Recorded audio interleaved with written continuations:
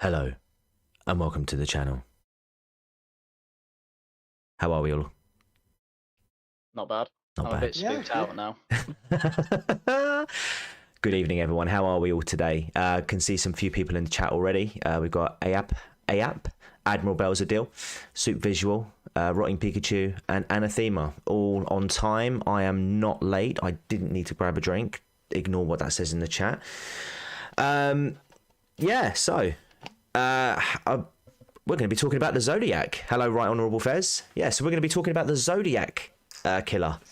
I know I put down this is Zodiac speaking. Just to confirm, I am not the Zodiac. Are you sure? Yeah. Okay. I've seen you. I've seen the style of glasses you wear. You know, I'm pretty sus. I'm not gonna lie. Okay. I've seen the style of glasses you wear. Well, to be fair, it does look more like me than you. I mean, at least I've got hair. So have I. I just shave it. Yeah. But we're not here to talk about my hair or your hair. We're here to talk about the Zodiac. So I did a poll. How are there only 9 people here? I know, right? How are there only 9 people here?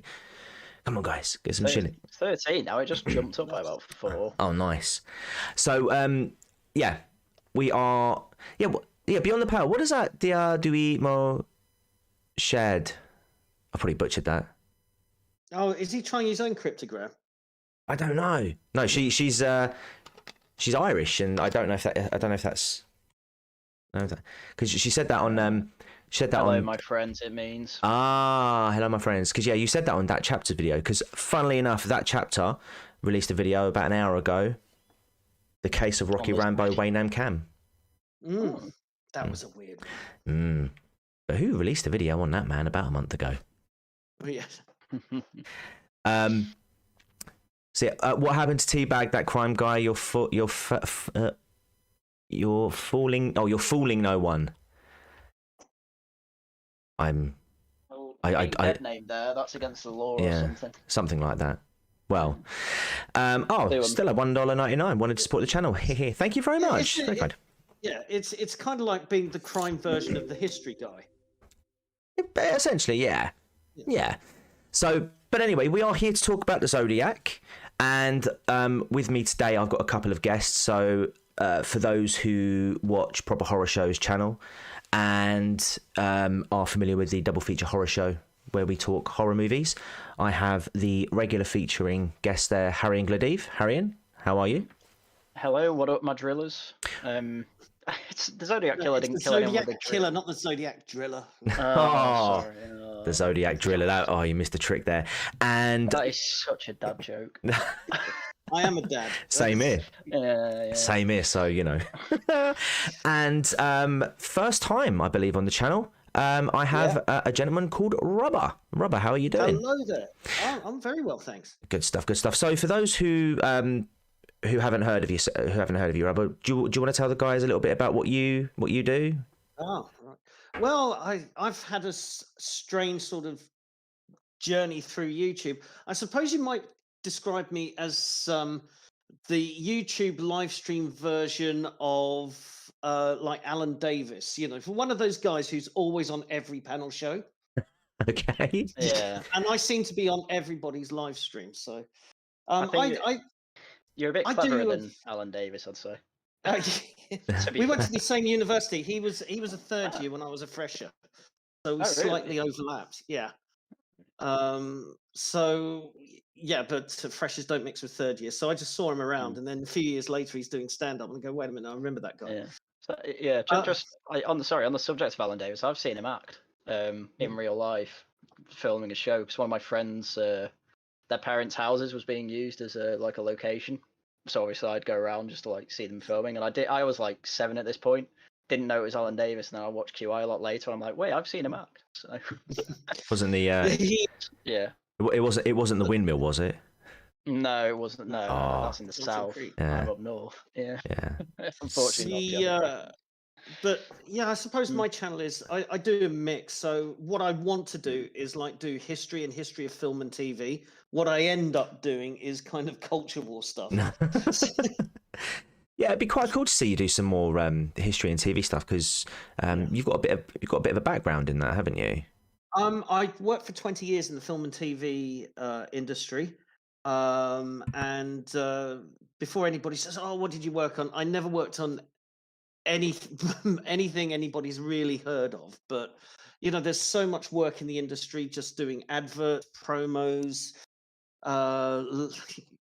obscure time slot dramas and things like that. So I kept my hand in. I made decent amount of money for 20 years, and then had a family and decided it's not compatible. The two things aren't compatible with a happy life and the film industry. And one is if you have a family and kids, and the other one is once you hit 40 and you're surrounded by 20-year-olds who know nothing, and you spend most of the day just saying, "No, this is how it works." That's it.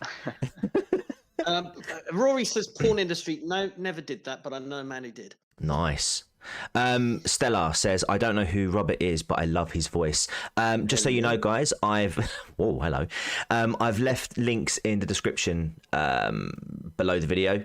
So if you want to check out the guys' channels, feel free to subscribe to them, as well as checking out the double feature horror show.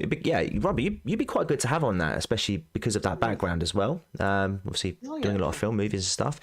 I'll put you in proper horror shows direction, and maybe sort something out in the future. That'd be great. Yeah. Yeah, definitely.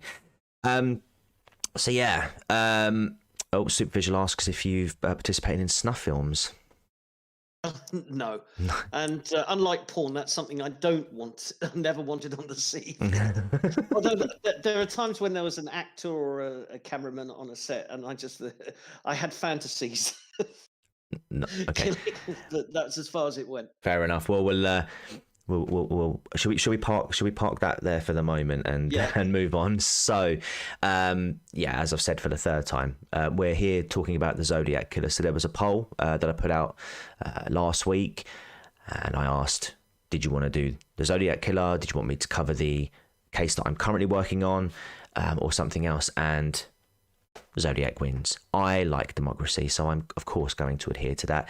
Just to give you a quick update as well, the video that the case that I am working, the script is very nearly done. I just needed to get the finishing touches to this presentation that I've got for you lovely people today, just to make sure that was ready in time. But the script should be done probably tomorrow, so the video will be out next week. And unlike the Zodiac Killer, this is a case that I've not really seen much of around in the sort of YouTube spheres in terms of other creators covering this case. So I think it's a nice counterbalance to what we'll be covering today, which is probably one of the most famous unsolved serial killer cases in American history.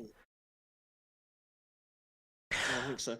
And I think also, I was looking at various YouTube channels. There's one pretty good one by a guy called Tom Voigt, but he hasn't uploaded a lot of videos as you would expect somebody who spent years researching the killer to have done. And a lot of the stuff on the Zodiac Killer is just like American or Mystery Quest. It's like stuff from American commercial TV, just ripped off a DVD or VHS and just uploaded onto YouTube.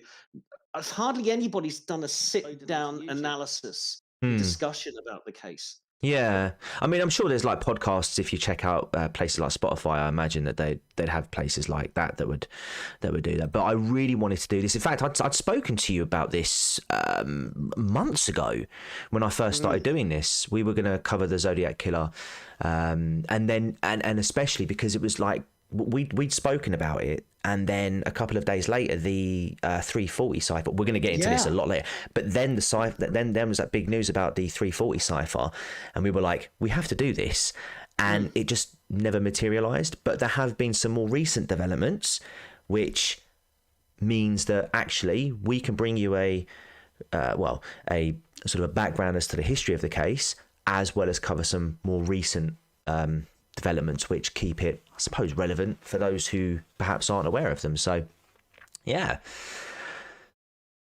so guys, are you ready? Yep.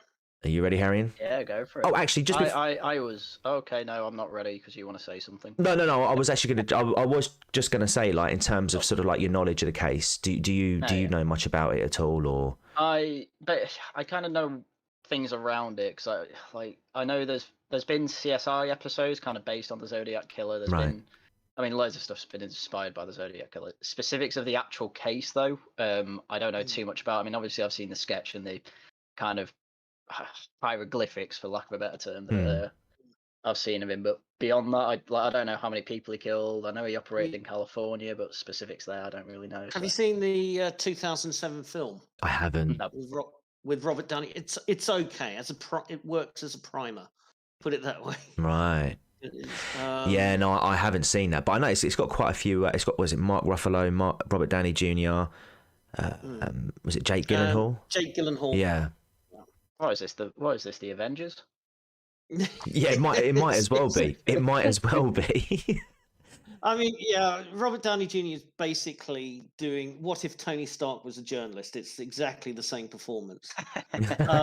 Jake Gyllenhaal pitches his performance somewhere between. It owes a lot to Donnie Darko, you know, the kind of obsessed kid with the intense stare. And Mark Ruffalo is trying to do an impression of Peter Falker's Columbo. That's the best way I can describe. If they're going to remake Columbo, Mark Ruffalo's there. You know? But overall, it serves as a good primer if you didn't know the case. Got ya. Yeah, because it goes quite. Like it'd be good for me if I wasn't doing this live stream, but. The other one that is a very famous film that's inspired by the Zodiac Killer is Dirty Harry. Yes, I never realised that until I was until I was doing a bit of background research into this case. So why don't you just tell us a little bit about the connection between Dirty Harry and the Zodiac? Well, there's when they were writing the script, so the Dirty Harry films are set in San Francisco, and that's the area where the Zodiac Killer operated out of. And so the Dirty Harry's made in 1971, was released in 1971. And so the case is still active. It's very active. It's very much in the forefront of the public's mind. Yeah. But that doesn't stop the filmmakers. So the script writers come up with this scenario that they were going to do somebody a bit like the Zodiac, but they don't. Dirty Harry doesn't mirror the entire Zodiac case, but the similarity is a masked gunman picking targets at random. And as we get into the discussion, we might speculate on the fact that the choice of targets may not have been random. I think that there's evidence that indicates that the Zodiac had a plan of who he was going to kill. Yeah. Well, as we'll know through the communications that he had through the media, that he had a very specific plan as to why he was doing what he was doing, and that will all come out later. But I feel like a lot of the things that you see in the Dirty Harry film, the Scorpio Killer, as he's called, right, is what it is. It's based more on what the Zodiac said he was going to do, but never got around to doing. And we'll talk about that later. So there's a bit where he threatens a busload of school kids. Yes. In the Dirty Harry film, that is realized. In real life, Zodiac never did that. But he threatened. So it's kind of, but the fact that Dirty Harry is made right at the time that the Zodiac case is still very active and still in the public's forefront, and it becomes a massive hit. I think it's the second biggest box office hit of 1971. Wow. Fiddler on the Roof topped it. And I think Dirty Harry did more box office than The French Connection. Blimey. I think, don't quote me on that, but I read that somewhere.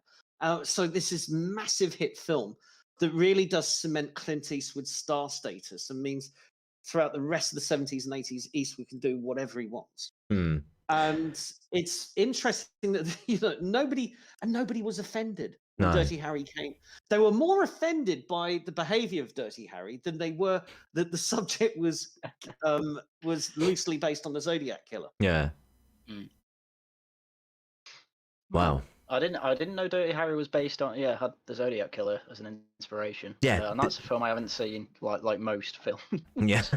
Well, to be fair, I've not seen Dirty Harry. Obviously, I'm aware of it, but I never knew that it had connections to the Zodiac case.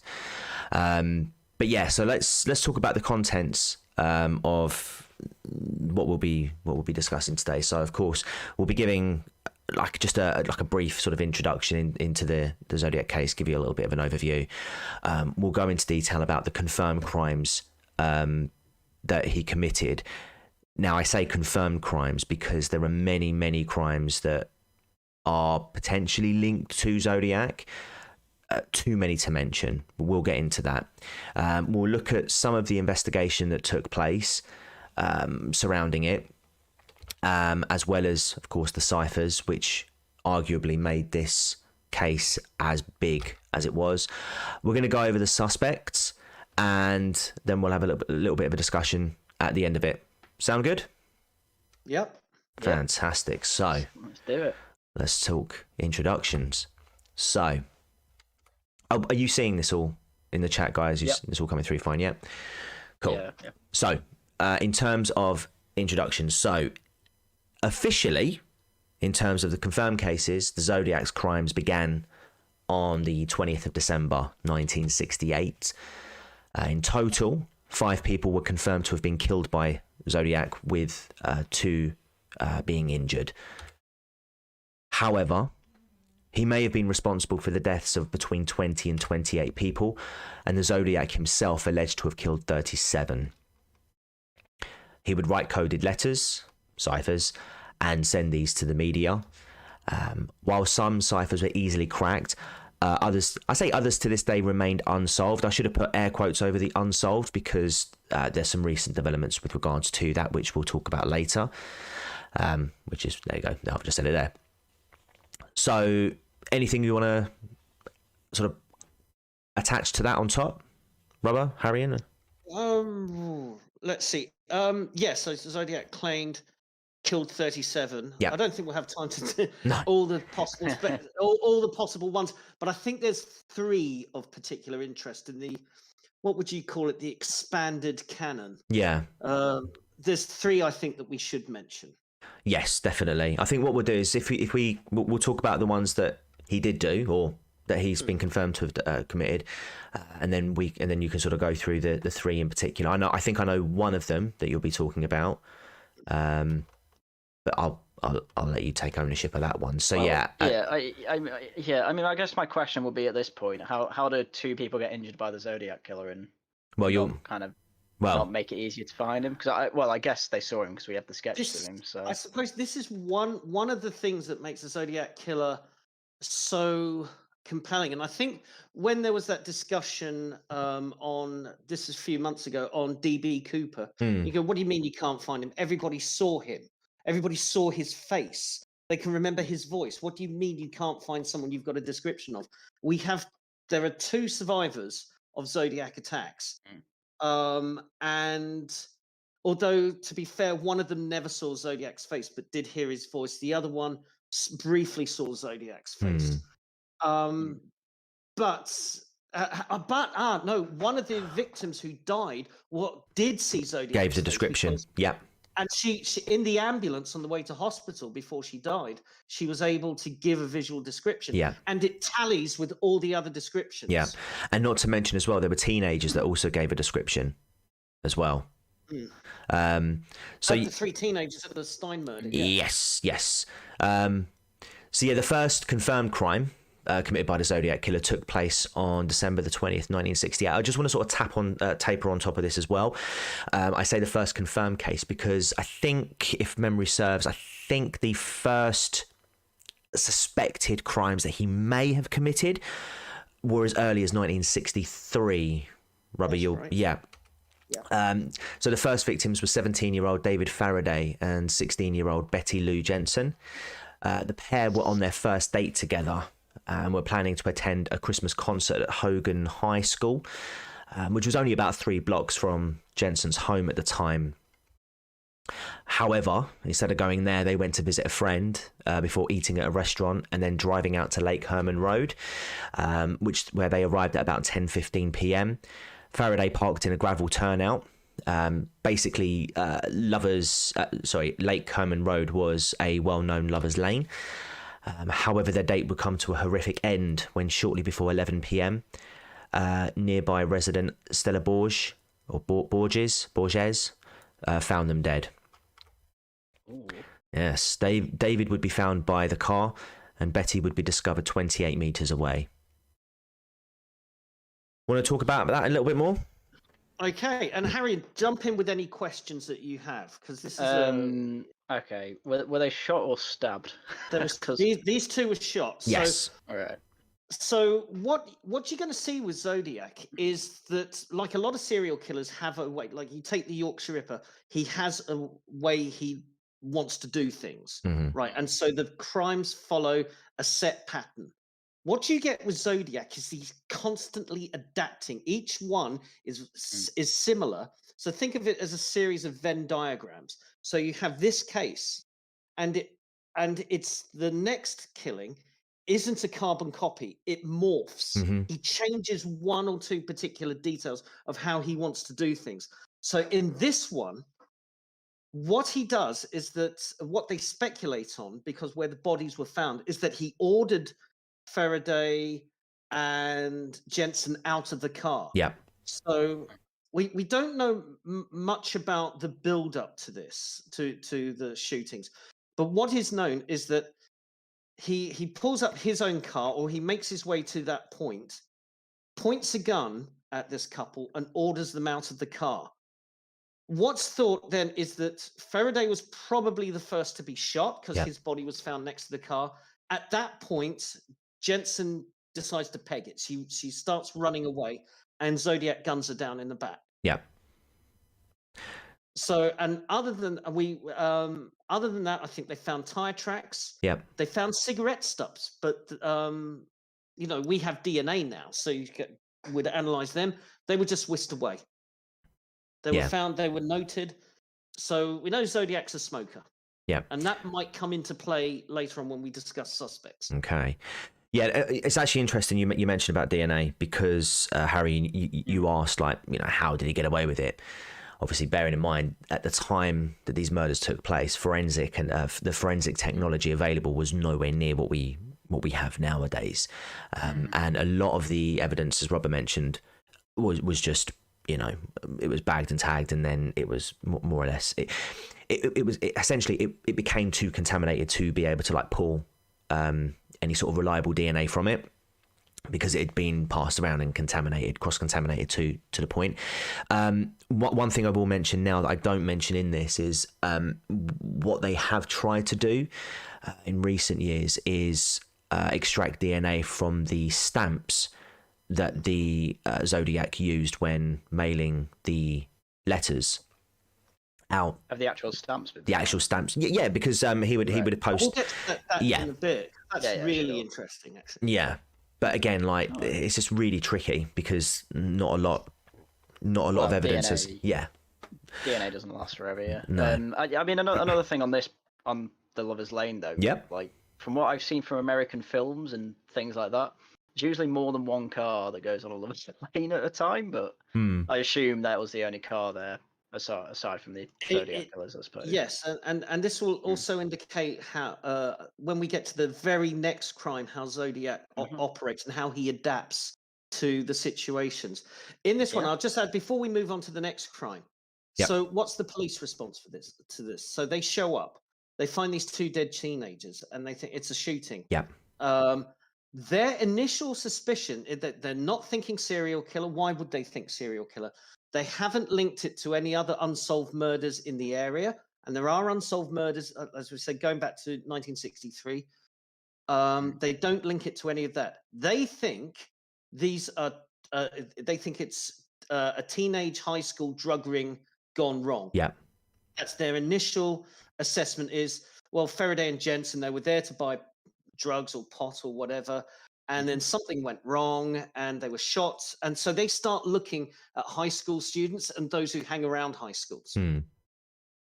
But what we will see with Zodiac, and this is something I've noticed, I haven't seen this written up on any website, but when I look at the victims of the confirmed victims, Yeah.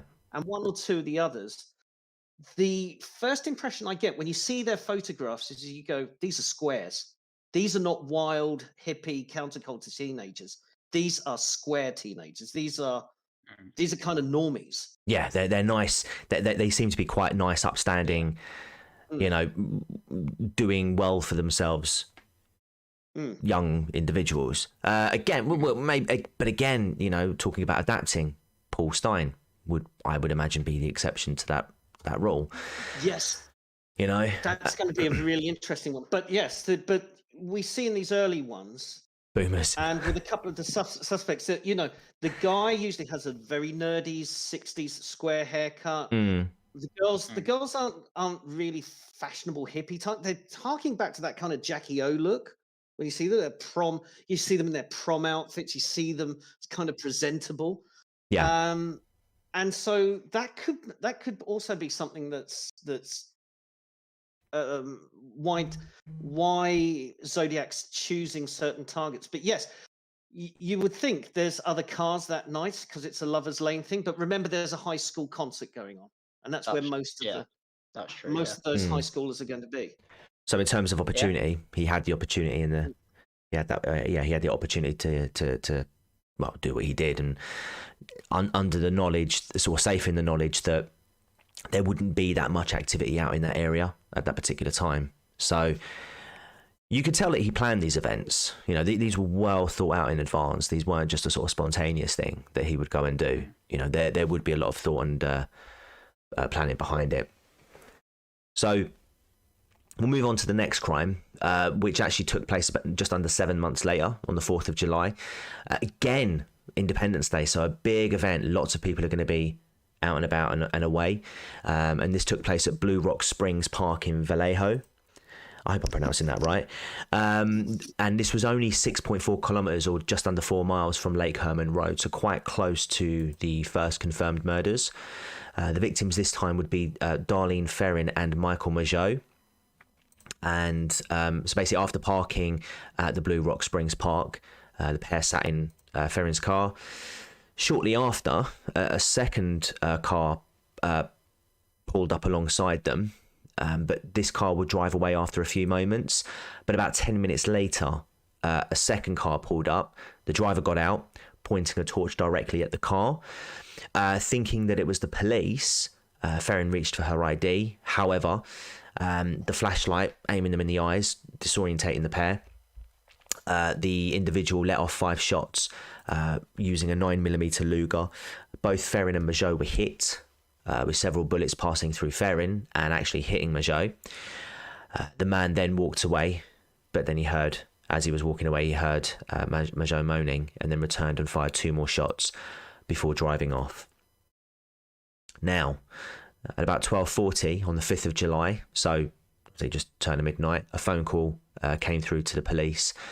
The operator at the time, Nancy Slover, provided what was known as a substantive statement of the call, and it said the following: "I want to report." Actually, no, Harry, you read this. You read this. I like your. Right. Yeah, go on.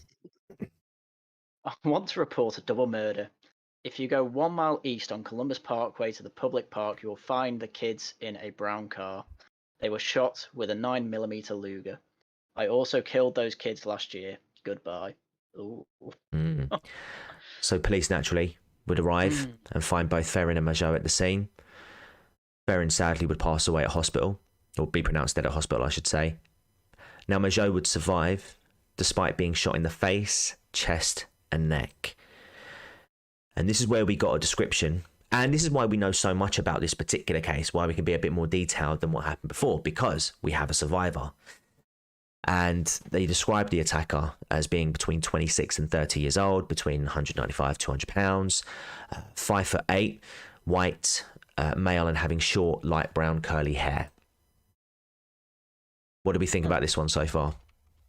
Is there anything that you want to ask, Haryan, or anything you want to add Why to is it? he not? Why is he not making sure the job's done properly? Because he hears him moaning and clearly wants to kill them. So. And this becomes another feature. So yes, he goes back to finish Majot off, and I suppose after that he doesn't hear any more moaning from Majot. Doesn't stick around to check the pulses, because if he did that, he risked putting fingerprint. If he wasn't wearing gloves, we don't know whether he was wearing gloves that night or not. But there's so much interesting build up to that shooting. So what happens is that I'll talk a bit about Darlene Ferrin for a moment. So she's 22 years old, but she's already been married twice. So she got married at about 17, and that lasted a few months, didn't work out. Then she, about 18 months, 2 years later, she marries an older guy in his 30s. And they move, she's originally from Vallejo, California. She moves with this guy to Albany in New York for a few months or a year. And then the marriage is in trouble. They come back to Vallejo, the couple, but they soon after they become separated. So when she wasn't regularly dating Majot. It was just she was separated and she's young and married to an older guy, and it wasn't working out. So Majot was kind of like somebody she was interested in who was more her own age. And they're only in the early days of going out. But what's interesting, they set off to have an evening out together. Their intended destination was a very popular diner in the area. Right. But it was packed out. It was absolutely packed. Then when they decide they're just going to improvise the night, or they're just going to go somewhere. But Majot is convinced, he later said he was convinced that they were being followed from the restaurant. That's right. That he thinks he saw somebody that creeped him out trying to find a parking space. And Majot spotted this guy that just unnerved him, and then noticed that this car was following them. So they park at Lake Herman Road, and after a while, there's another car full of sort of partying teens pulls up for a little bit and then drives off. The car that's been following them pulls up next to them. Yeah. And it only stays there a few seconds. It doesn't stay there long. Yeah. My suspicion is that Zodiac had followed them from the diner, and then when he caught up with them on Lake Herman Road at that point, he pulled in just to confirm it's them in the car. And so he goes off and then sort of does a loop around and comes back, knowing that the targets that he wants are in this spot, that there's no other party revelers going, in the area. And this is why I think he doesn't finish the job. And that is Zodiac he takes risks, but they're always calculated risks. And that he doesn't want to stick around to, once you fire gunshots, that gets noticed. Yes. So he's not going to hang around. He just thinks, if I don't do the job, I'm not going to waste precious time while somebody who is alert in the area pulls their car over, looks out of a nearby house window or anything like that. He does it, gets out of there as quickly as possible. We'll see that again. Yeah, sure. I guess. Well, the problem is that he hears them moaning and specifically goes back to kill them there. So, I mean, who did he shoot through? So he shot through Ferrin and hit Majot, if I recall. Yeah. So which one was moaning? I take it Majot was. Majot was the one who was moaning. Yeah. Right. Okay. Yeah. No, that makes sense. Then. Yeah. So he's using a 9mm Luger, and I think if you count the number of shots he fires, he's probably used up the magazine. Yeah. Yeah. And he's not going to stick. Luger's down. He's not going to stick around to reload and then do more in case anybody's coming. If he doesn't do the job, he just gets out. Yeah. He's got his exit route planned. And also, as you'll find out later on, this having someone survive actually serves to benefit his mystique in a way, because dead people don't tell stories, or dead people tell no stories. Well, now you have a survivor who can tell the, you know, who can describe this, you know, describe the events that happen, build that fear. In fact, Linda DeVoe is in the chat, or DeVoe's in the chat. This monster kept us scared in the US. You did not know who, what, where, or when. If these people weren't surviving and the cases weren't being linked, would that fear have been as heightened as it was then? But no, you had people surviving these attacks. Some people, some authorities, I don't know whether it was an attempt to sort of goad him into trying to make a mistake or testing his character, but they would say that he was quite a sloppy killer, because actually, you know, of the victim, you know, it's not really common of serial killers to have quite a high, you know, percentage per capita of survivors. I mean, one thing about the Zodiac as well, which differs compared to, say, like your Ted Bundys or so on, is that actually he has quite a low kill count. Now, I know that he's linked with many more than just just the 7 attacks, 5 murders that he's committed, but in terms of official numbers, 5, it's low. That's really low. And to have 2 people survive off the back of those attacks, it's actually quite a high percentage when you think about it.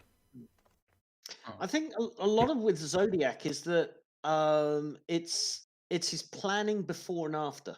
So he obviously, you'll see that he plans things in advance. He reconnoiters the area. He has probably pre-selected the targets that he's going to go after. We know from the letters and the ciphers that he thinks about things in between the killings, and there's a whole aspect of, you know, he sits there and he invents a coded a cryptogram. He invents a code. It's all of his own making. So he plans his escape route. He plans his exits, but his technique, he's probably not a trained marksman. And I think when we look into the suspects, you're not going to find like a lot of the other serial killers, and you'll know this, Crime Guy, from your thing, is that they kind of practice, don't they? I mean, they might practice on animals, or they'll have dry runs, or they'll learn from, you know, and particularly if they're gory ones that they use knives and things like that, or you get those serial killers that go to gun ranges. It looks like Zodiac doesn't do that. The actual method, he has not practiced the method of doing it. He's thought through everything else. Well, it's what makes it so odd, because sure they but with a gun, when you're basically looking in a car next to it, it's quite hard not to kill someone with a gun. And yet he seems to come back and actually try to. So it's odd, that one, I'd say. Admiral Belzadil says in the chat his notes suggest he was more into the hunt than the kill, and he's absolutely right. But here in the adaptation thing, in the first one, he ordered them out of the car. But this time he doesn't. This one he doesn't, because I think what he learns from the first one is that, while you're shooting one person, the other person can get away, and he doesn't want that. So he keeps them hemmed in the car. And he's got a through line. You know, that you've trapped them there. You start shooting. You've got them in a confined space. To try and escape would involve opening doors and everything else. So he's adapted already. He knows that keeping his victims in a confined area, or somehow confined, is the way to do it. Yeah, it's almost like it's almost like serial killer AI in a way. You know, you try one thing and then you then see the results of that, and then you formulate another more effective plan off the back of that. And it's just, and it just seems that that's what he did with this one. It wasn't a carbon copy, or it wasn't.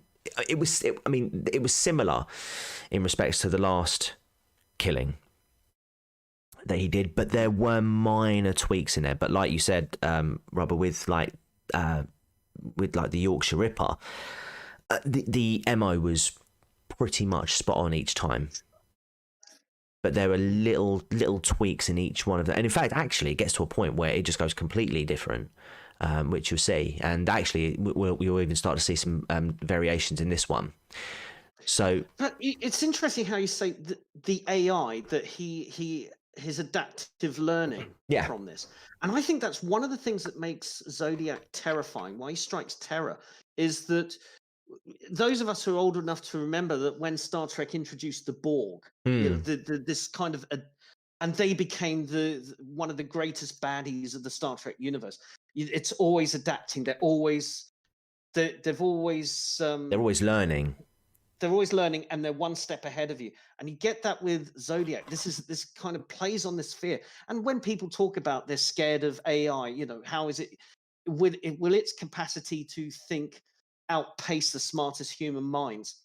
And I think you get echoes that with the Zodiac case, is that he is always adapting, and he's constantly staying ahead of investigations.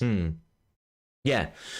Well, I mean, again, you know, he had the advantage of committing these crimes in the time period that he had, because all it would have taken was. Yeah, because he wasn't the only serial killer at the time. No, I mean, I think you had Bundy operating around this time as well. So, you know, I mean, this was pretty much being a serial killer in the late 60s and the 70s was almost a fashion statement, you know. I mean, we had job. Well, we had them in this country as well. Yeah. You know, we had at the start of the 60s, we had Myra Hindley and the Moors murderers. At the end of the decade, you have Bible John. And you've got these, you know, it is the decade. And of course, you've got all this kind of social upheaval going on at the same time. Was it Soup Visual? Was it someone in the police who had access to information to the investigation? It's a theory, I guess. There is. We'll mention this later on, because there is a policeman.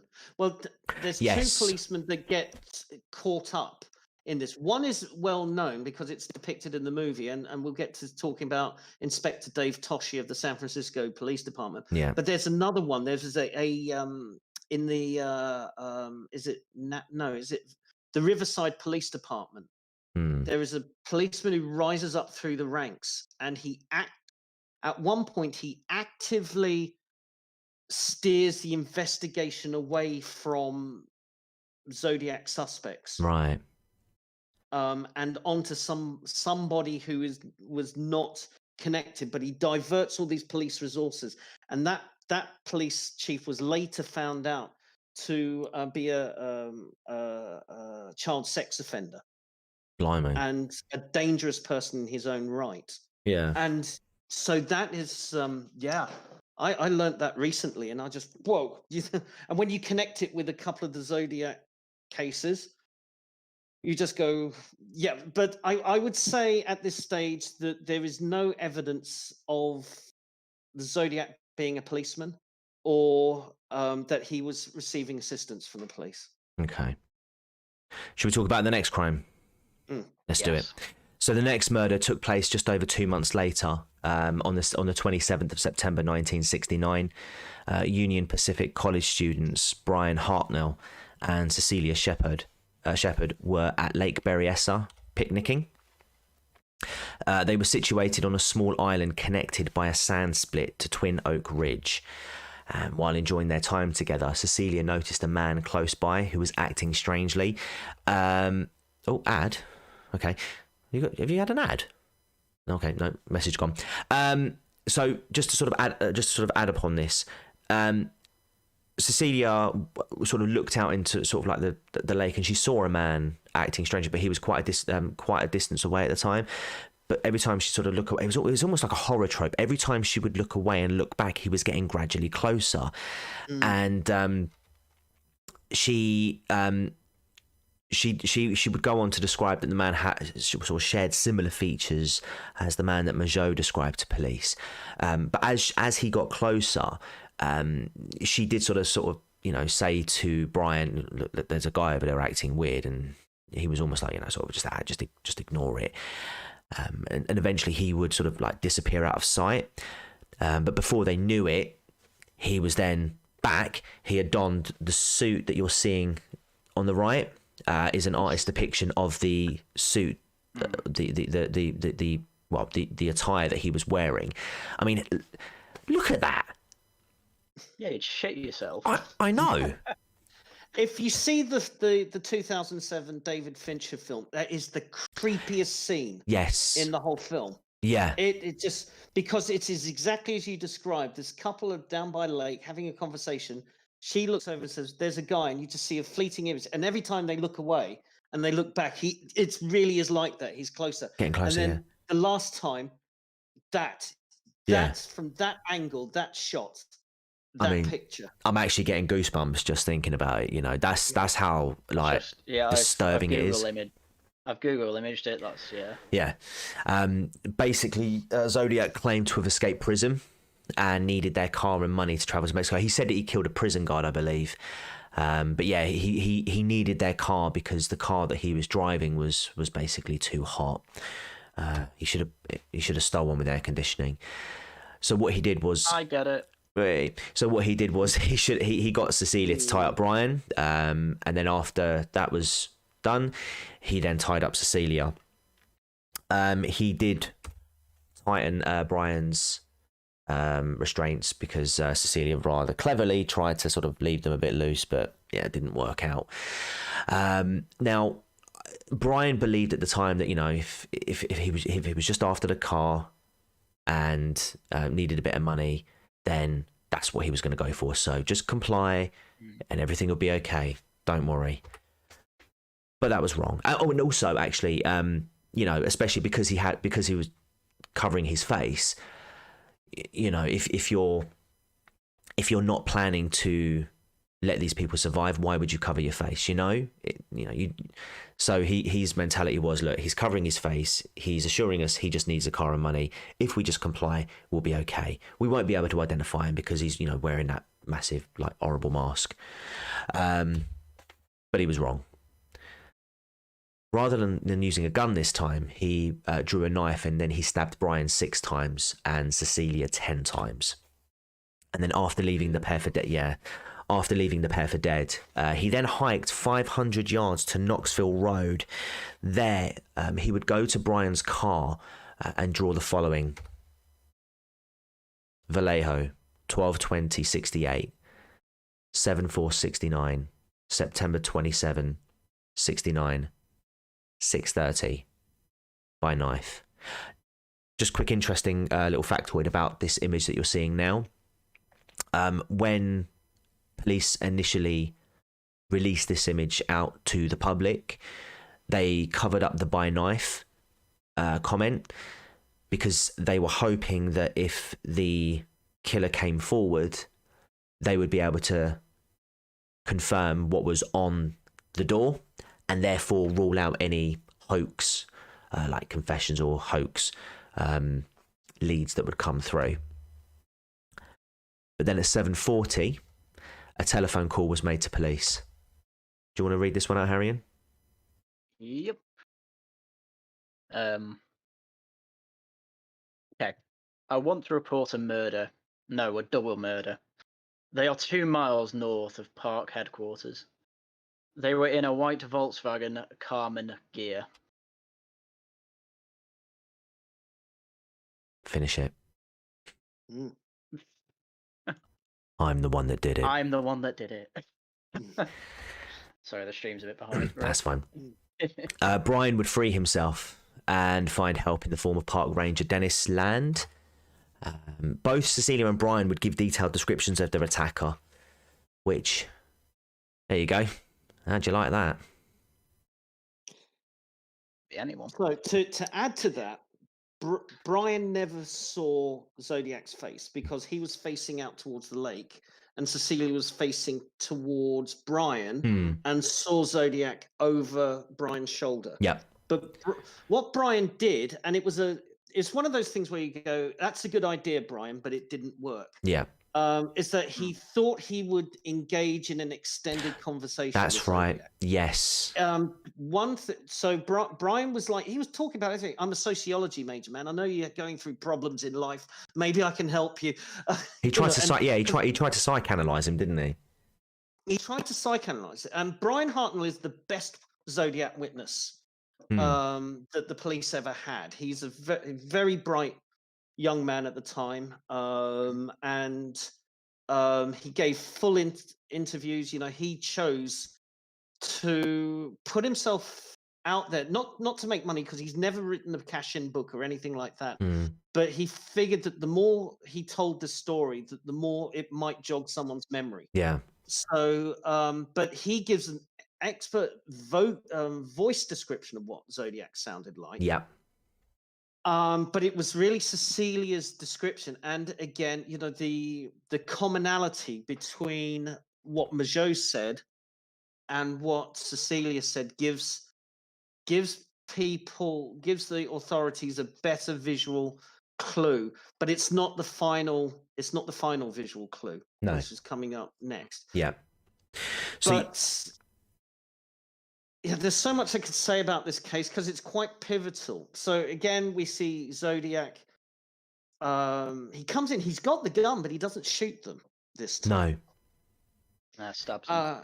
He stabs them. So it could be like Zodiac saying, I'm going to try things this way. This is part of the hunt idea.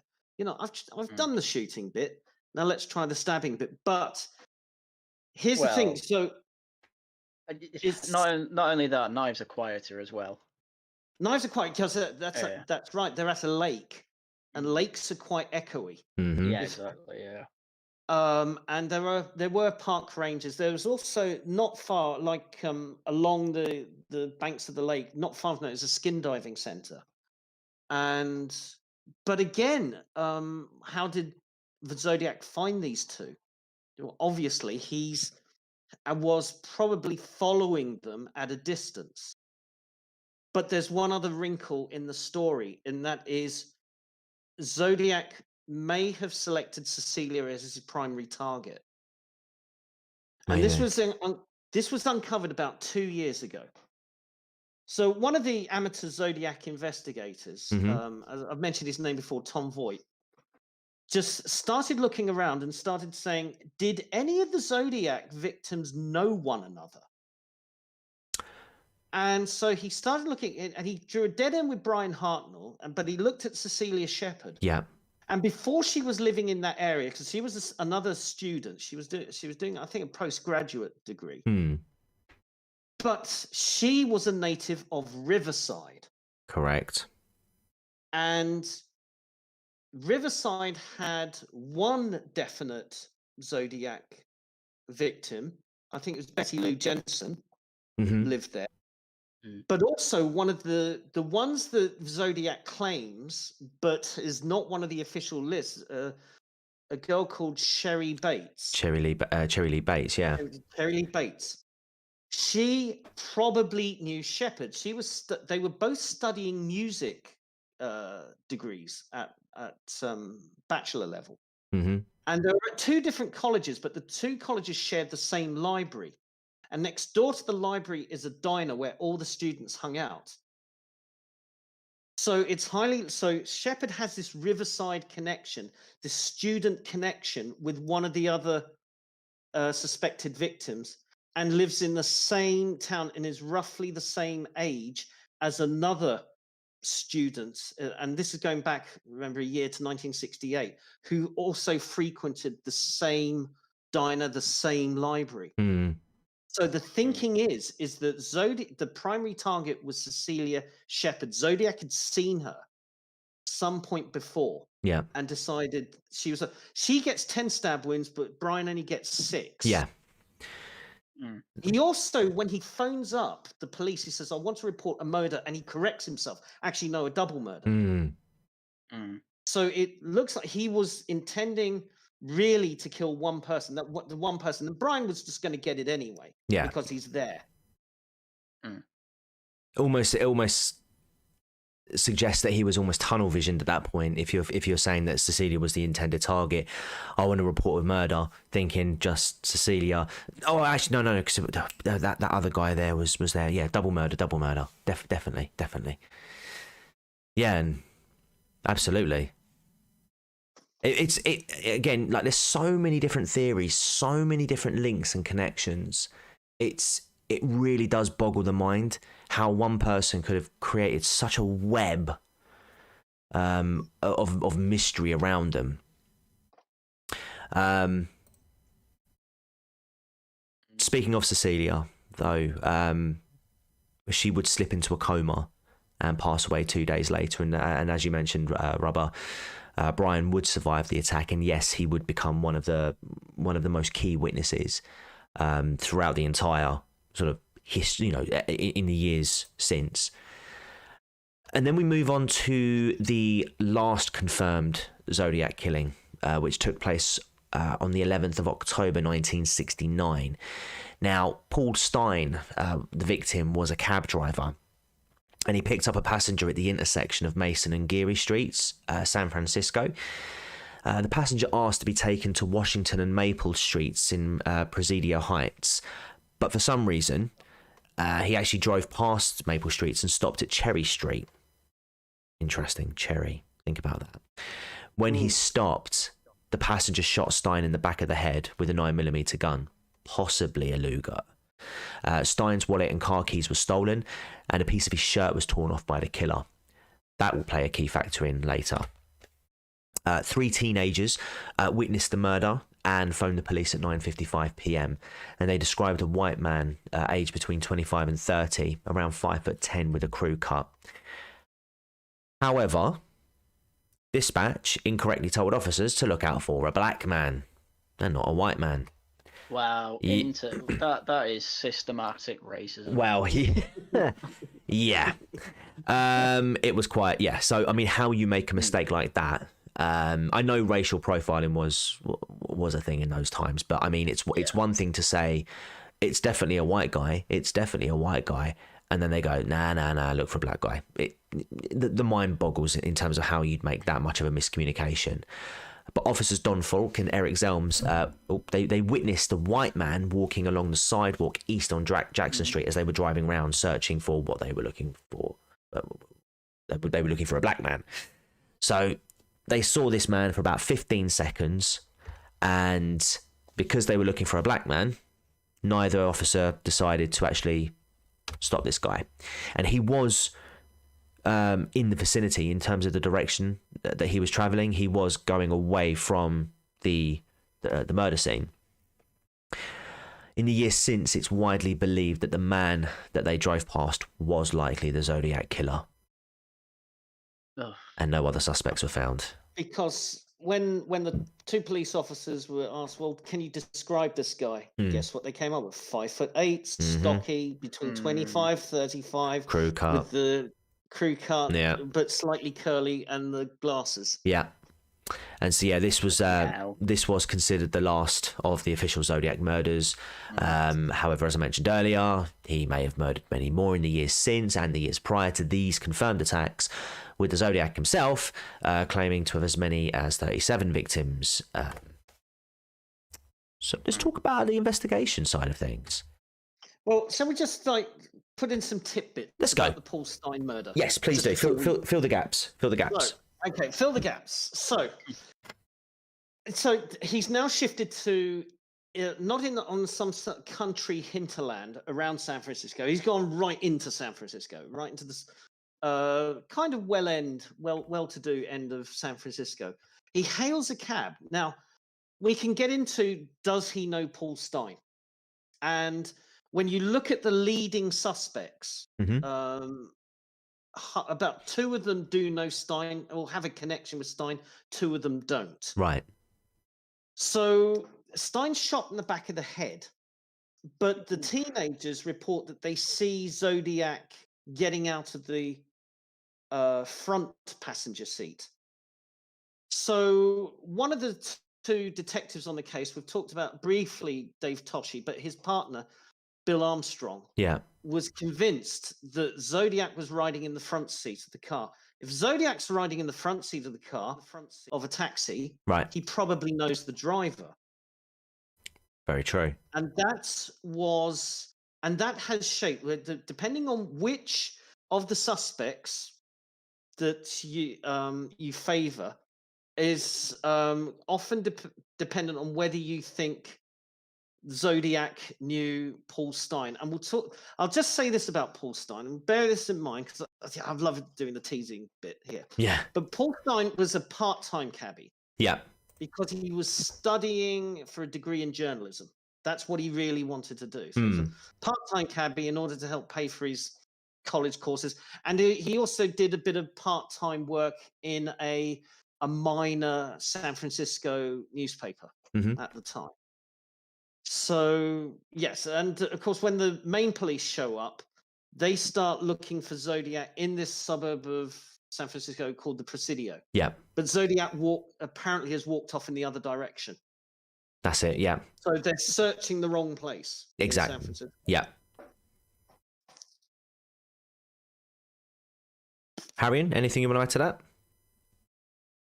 No, I'm just I'm reading into a lot around this because I mean, just to think that basically, I mean, this was what, the 60s, 70s. To think that what is possibly genuine systemic racism stopped them catching the Zodiac Killer is it's quite annoying. I mean, if you look at and this is the thing. You look at sort of cases sort of more recently, and you can argue if they're, you can argue cases of there being a bit more nuance in situations where you could look at it and think, oh, it might be racist. Whereas in a situation like this, you can certainly add more weight to it because, again, the time that people were living in at that time, it would have probably been a bit more inferred that was more likely the case. It was never confirmed exactly that systemic racism or any sort of bias was there. It does sound like it was more of a, I mean, it was a miscommunication to say the least, but essentially that's what it seems to have boiled down to. It was never really confirmed, unless Rhubba, you saw something I didn't. Well, I would say that you've got to put things in the historical context. So this is 1969, a year before we have, well, from about 63 onwards with the civil rights movement, we have the assassination of Malcolm X. Yeah. We have the Watts riots. That was in I think Watts riots was in California. So there's certainly civil rights riots in California in the years leading up. 68, you have the assassination of Martin Luther King. Of course. The riots at the Democratic National Convention, the Black Panther movement, the Black Power salute at the Olympic Games that year.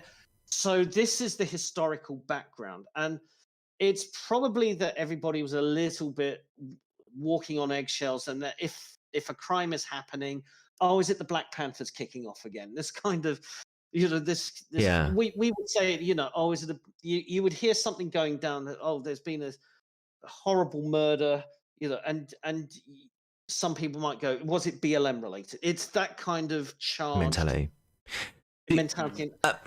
One thing I was going to say, actually, with regards to the teenagers, do we know the race of the teenagers? Because I never saw that. Like, so because my line of thinking is that, if these teenagers were black, for example, and they obviously, they did the right thing, they phoned up and they obviously they reported the crime.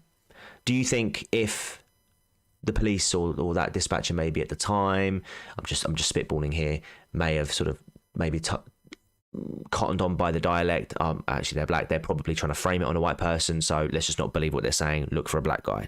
Could that be a reason? That's a really good question. I don't know, because I haven't thought to ask that question or look into it. But one thing that I do remember that they do say when they phoned it in was that they were saying the man, they say what they were trying to give a description of the man, and they mentioned the word he's dark, and I think they meant dark hair. Dark hair, yeah. And the dispatcher might have said he's dark, therefore he might be black. Missing out the white, yeah. See, I mean, because they are teenagers witnessing a murder, because this is a well-to-do suburb. Yeah. Of San Francisco. So if they're saying, we're seeing this guy, what's he look like? He's dark, because they can. That was one thing they pointed out his hair. These teenagers, he's dark, and they went into a lot of detail about Zodiac's hair. And if they say it's dark, and that gets misinterpreted, that's kind of like an interpretation. But as for the race of the teenagers, I just don't know. No, I would say because I never saw anywhere where it mentioned it. Not that it's important, it's just in terms of sort of like if we're looking at sort of a systemic explanation, then it could be just sort of like these teenagers are just trying to blame Whitey for it. Let's look for a black person instead. Do you know what I mean? Like, obviously, I'm not suggesting that was the case or not, but and also what you got to bear in mind as well, if the description's a bit a bit messy. And again, this doesn't boil down to race. It's just teenagers reporting a murder. I mean, it's not every day that you see someone's head get blown out of their, brains get blown out of their skull. I mean, if you get shot in the back of the head, you like blood goes all over the windshield. It doesn't look good. You will be traumatized. I mean, if you've seen the images of the crime scene, which I have, it's not pretty. Obviously, I'm not going to put them on here. You can Google them yourself. I am doing that right now. But yeah, it's not a pretty sight. And as you were mentioning, Rhubba, earlier on, this completely goes against the previous attacks. So you've seen this small changes take effect when it's just get out of the car, bang, oh, one got away, right, leave them in the car, spray them. Okay, let's tie these people up now. Same location though, but instead of using a gun, we'll do it a bit more personal. We'll use a knife. Now we're just executing taxi drivers in the city. Like, it's so complete. And the only reason why they were able to link this to a Zodiac killing was because in some of the letters that he supplied, remember I mentioned that he cut off parts of Paul Stein's shirt. He would mail parts of these the fibers or parts of pieces of the shirt to the media, along with the now infamous Zodiac symbol that you're seeing on the screen now. That otherwise this would have just gone down as a random shooting or something gang related, never in a million years. Well, how did they prove it was the same shirt? And not just like a similar shirt. It's blood all over it. So they could, so you can still test. You could still they still would have been able to do things like test the blood and determine the blood group from that, and that naturally matched. I kind of. I said in this section we'd break down the investigations of each crime, but the funny thing about I think we've covered quite a bit of it already. But one of the common themes that came out of these investigations is probably, I'd say, the lack of evidence that came out. Because the thing about this, as I was researching this, now I mentioned about the low kill count, but correct me if I'm wrong, this might be an unpopular opinion, but for me, what makes this case as big as it isn't the actual crimes themselves, but it's the ciphers, it's the chase, it's the taunting of the police, it's the cat and mouse game that sort of takes place. That for me is what makes this case so popular and captured the imaginations of the minds of Americans and the world. I mean, here we are, 3 Brits talking about this case, Yeah, well, it's why it's inspired. Well, films directly come off it, but also Dirty Harry and CSI, and Jonathan Creek probably has an episode, probably at least inspired by it. Just because it's. I mean, he's taunting the police essentially. The Yorkshire Ripper did this to an extent. Obviously they had the Sunderland guy who wasn't him. Wearside Jack. Hey, Scoop Dog. Yeah.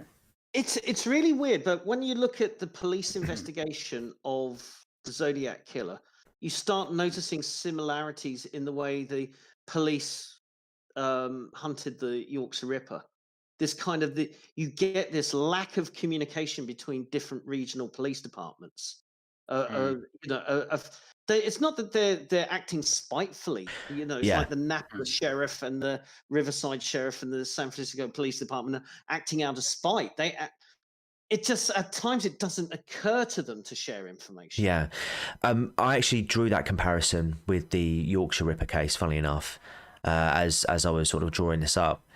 The amount of information that was coming in from the public, similar to the Yorkshire Ripper case, was so overwhelming that in its own way marred the investigation. Now, because what you've got to remember at this time, there was no sort of like central database where they could, neatly allocate this information, put it into separate sections. It was pretty much pen and paper. If you cast your mind back to my Yorkshire Ripper video, I mentioned in there that there was so much paperwork because of the amount of evidence that they were doing. They had to reinforce the floorboards within the police station where they were keeping all of the evidence and the testimonies and statements from the public, because there was about 4 tons worth there. There was no central computer where you could just boop it into, and the same was the case here. That and like Robert said as well, the cooperation between different departments, whilst it wasn't sinister, it wasn't like they were withholding information because they wanted to take credit for catching the guy. It just, for whatever reason, it just wasn't as efficient as what it could be or what it can be today. So I'll give you an example on that. So at one point, the San Francisco Police Department contact the Vallejo Police Department, and they go. This was in the aftermath of the Paul Stein killing, and they go, right, this is the Zodiac. Send us. They said, yeah, fax us, because the fax machine was coming in at that time, or they called it photostat or telestat, whatever. But they said, wire us all your documents. And Vallejo would say, we haven't been issued with a fax machine yet. That's coming in 6 months' time. So you'll have to send in the written request to our police chief, and that's got to be signed off. And then somebody's got to escort the boxes of info. And it was this was kind of slowing everything down. Bureaucracy for the win. So just to sort of briefly sort of summarize the bullet points up here. So not a lot was found. The biggest, sort of like the biggest leads were the composite sketches that were drawn up. Actually, with the Lake Berryessa killer, the murder, they actually were able to trace the phone, trace the phone box where the Zodiac placed the phone call. I think it was a journalist who actually saw the phone off of its hook, and they were able to extract a fingerprint from that telephone, but no matches were found at the time. And as I say, here we go. Like in the case of the Yorkshire Ripper, the amount of information received essentially overwhelmed police, which actually marred the investigation. Add to that, again, we're dealing with a time period here where forensic analysis, the science just isn't to the standards that we have it as at today. And in terms of sort of going back, proper horror show. And in terms of going back and sort of reviewing that evidence, well, for things like DNA, well, because of it just wasn't foreseen that we'd have the technology that we have now. A lot of the DNA evidence has been contaminated to a point where you can't get a reliable sample, but they are using like the stamps, as I mentioned earlier, and trying to extract DNA from that. They actually have, but they, again, no matches in any sort of databases. No, and it's kind of like, you have these suspects, and one for a long time was the chief suspect. It was almost a slam dunk. They just couldn't match the fingerprints. They couldn't match one or two things. Then the DNA results came back, and his name is just kind of, he's fallen from the top of the list somewhere down. And now we're back with these multiple suspects. This is the weird thing about Zodiac, is that his crimes are done in such a way that they're just when you're trying to identify which suspect you think is most likely, it all comes down to circumstantial evidence. There is just nothing, no DNA, fingerprints, blood group, forensics. They've tried footprints, they've tried car tire tracks. None of that you would normally use to track a murderer. So it's all down to You look at these suspects, you work out where they were in relation to the crimes and the victims, how they could have possibly known them, their movements, their psychiatric profile, little things they said and did. It's all circumstantial, and what they're trying to do these days is like build up with each suspect, build up a kind of history of their life, and they're trying to do the DNA to see if any of it correlates with what they know about these people. Yeah, because I think forensic DNA that only really started getting popular in the 80s, really, from what I remember. Because I know in Leicester Uni that's where they kind of started doing it properly. I think the first case in the UK was done in Leicester because that's where they were doing DNA tests there. Okay, that's interesting. Yeah, I only know that because they were filming a documentary on it when I was at Leicester Uni. Nice. So, yeah, John Sims was in that, actually. Scoop Dog, just on a completely different subject, he mentions that Family Reunited DNA site, helped catch a killer. They did, but there are some ethical questions and moral questions that can be asked about. Yeah, confidentiality. Yeah. I mean, on this occasion, okay, it worked. I think Diatrip actually, a good friend of the channel, Diatrip, made a case where I believe DNA. I think it was one of these like 23andMe type sites that actually helped solve a case. But yeah. Also, I wanted to sort of touch upon this as well. Excuse me. Interestingly, at this time in this time period, there wasn't much knowledge about the actual psychology of serial killers, and in terms of serial killers themselves, I watched this sort of documentary about Zodiac, and psychologists would actually refer to him as a mixed killer rather than a serial killer because there's different types. But he would be classed as a mixed killer because of the inability to sort of have the same MO for each killing. It was so wildly different. So there is actually a category now for that, which would be mixed. I mean, obviously popular, in the mainstream, he would still be called a serial killer, but in terms of like the actual psychology behind it, mixed killer would be the one. And again, this is another thing that made it so hard to track his crimes, because if it wasn't for him bragging about them, a lot of these cases probably wouldn't have been. In fact, they'd be random, I mean, many crimes linked to him haven't been officially connected purely because, well, if he did do it, why didn't he brag about it? Why didn't he boast about it? Well, I mean, he's not an idiot. Yes, that's the thing. Like he knows when to stop bragging, I suppose. Yeah. But I was gonna say, I've just it was Code of a Killer on ITV. The show I'm talking about was called. And it was mid-80s that DNA profiling was first done. Right. In Leicester. So yeah, this is like 10, 20 years before that. So. Black Dahlia Killer was never caught, Scoop Dog, and they have a very good suspect now.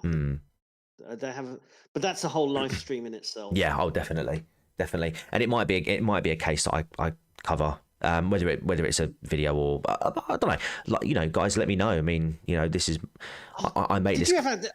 This happened to me last year. Just a quick divergence, because it wouldn't be a live stream if Rhubba didn't go off on a tangent. And that is, did anybody if I've watched a couple of true crime videos. This was about a year ago, before your lovely channel started. Okay. And for a while, for about a month, YouTube kept recommending me videos on the Black Dahlia murder, and the thumbnail was always of her corpse. Yes, yeah, I've had that. In fact, it really put me off. Yeah, I got a lot of my debut video in terms of the true crime series that I did was Ed Gein, depending on how you pronounce it. And funnily enough, my video doesn't show up heavily in the recommended feed, but his victim does. Mary Hogan, I believe it is, the one he strung up. Yeah, you see her image quite graphically in the thumbnails. They're quite happy to promote those ones. I'm not complaining. It's you're a big boy and whatnot. You're going there. I just find it interesting that a lot of people will try and avoid stuff to try and keep it, within the bounds of sort of like the rules. But it's quite bad. And the Black Dahlia case, actually, when I was looking into that case as a potential case, you should, mate. I mean, if you've seen my Richard Trenton Chase video, you haven't seen anything. Yeah, it's up there in terms of the gore factor. And again, like I say, the Richard Trenton Chase case, I've seen the images. I've seen them uncensored. They are horrible. I wouldn't recommend Googling them. What case is that? It's my Vampire of Sacramento. Oh yeah, no. I googled that. Yeah, and it went on my list. I had a list of top 5 things you can find on the internet that you will never want to see more than once, and that was added number 6. Oh, was it? I mean, it's like the audio recording of the Apollo 1 fire was on that. Oh, really? Yeah, that's horrific. The audio recording of the Jonestown massacre, where they're all drinking the Kool-Aid. Yes, yeah, I've heard that. That's really. Yeah, that's really bad. That's really bad. And photographs of facially disfigured World War I veterans. Mm-hmm. See, I can deal with that. Okay, well, you're welcome to it. I'm never going to see that again. I can deal with that. But you never thought you could have holes in certain parts of your head and still live. Yeah. Oh, there's a guy who had a railway spike go through vertically through his head and survive. He know, had and brain damage, isn't there a photograph of him pointing to it? Probably, yeah. Yeah. Why is this stream about Ted Cruz? Okay, it's 1 hour 27 minutes, and we've had our first Ted Cruz. That's actually pretty good, to be fair. I refer to. Let's talk about Ted Cruz as a suspect because this will. No. Let's not talk about him. Okay, this is a super serial live stream video. Please don't dislike the video and walk away. Okay, this is super serial. You can't tell, but I am being sarcastic. So, Oh, I shouldn't have looked at that Black Dahlia picture. No. So I warned you. So as I mentioned, Mitch, I'm not a coward. I'm saying this is a super serial stream. It's like proper horror shows, double feature horror shows are definitely a family friendly stream. The last thing you should do is say super serial if you want them to take proper horror show. Yes, Bud Dwyer. We should talk about Bud Dwyer later. Oh, bloody hell. Right. He's that detective I mentioned. Right. Who steered the case away. Well, fine. So family friendly indeed. Should we talk about the ciphers? Yes, please. Yeah. Right, because I want to stop looking at dead bodies. Right, okay. So stop looking at. By the way, this stream has been demonetized. So I'm not even joking. Arguably, the main reason why this case, and this is my opinion, but I think, well, I don't think I'm gonna pull on an actual justice warrior. It's my opinion, but I'm right. Arguably, the main reason why this case has gotten so much attention over the years is due to the cryptic letters Zodiac would send. In addition, he would taunt and boast of his crimes to police. That would also attract much attention in the media. So initially, there were 3 letters that were sent out, very similar in their text, but each letter would have like a third of a cipher. The first of the 3 letters, I believe, were published by the Chronicle on the 2nd of August. So this isn't a cipher, this is an actual letter. Haryan, read. Yes. Oh, by the way, just disclaimer, there are spelling mistakes in this. It is not me. This is direct from... This is a direct transcript. So, yeah. Oh, actually, before you do, Artful Lodger, £5. Thank you so much, man. Much appreciated. I was about to say, right. I need beer to get through this stream because I've seen too many dead bodies tonight. So. Would you like me to do it? Okay. I'll... No. I'm reading. Right. It's fine. So, dear editor, this is the murderer of the 2 teenagers last Christmas at Lake Herman, plus the girl on the 4th of July near the golf course in Vallejo. To prove I killed them, I shall state some facts which I plus the police know. Chris Massas. 1. Brand name of ammo Super X. 2. 10 shots were fired. 3. The boy was on his back with his feet to the car. 4. The girl was on her right side, feet to the west. 4th of July. 1. Girl was wearing patented slacks. 2. The boy was also shot in the knee. 3. Brand name of ammo was Western. Here is part of the cipher. Oh wait, is this the end of the no? No. This is what he carries. He carries on. Okay. Here is part of a cipher. The other 2 parts of this cipher are being mailed to the editors of the Vallejo Times and SF Examiner. I want you to print this cipher on the front page of your paper. In this cipher is my identity.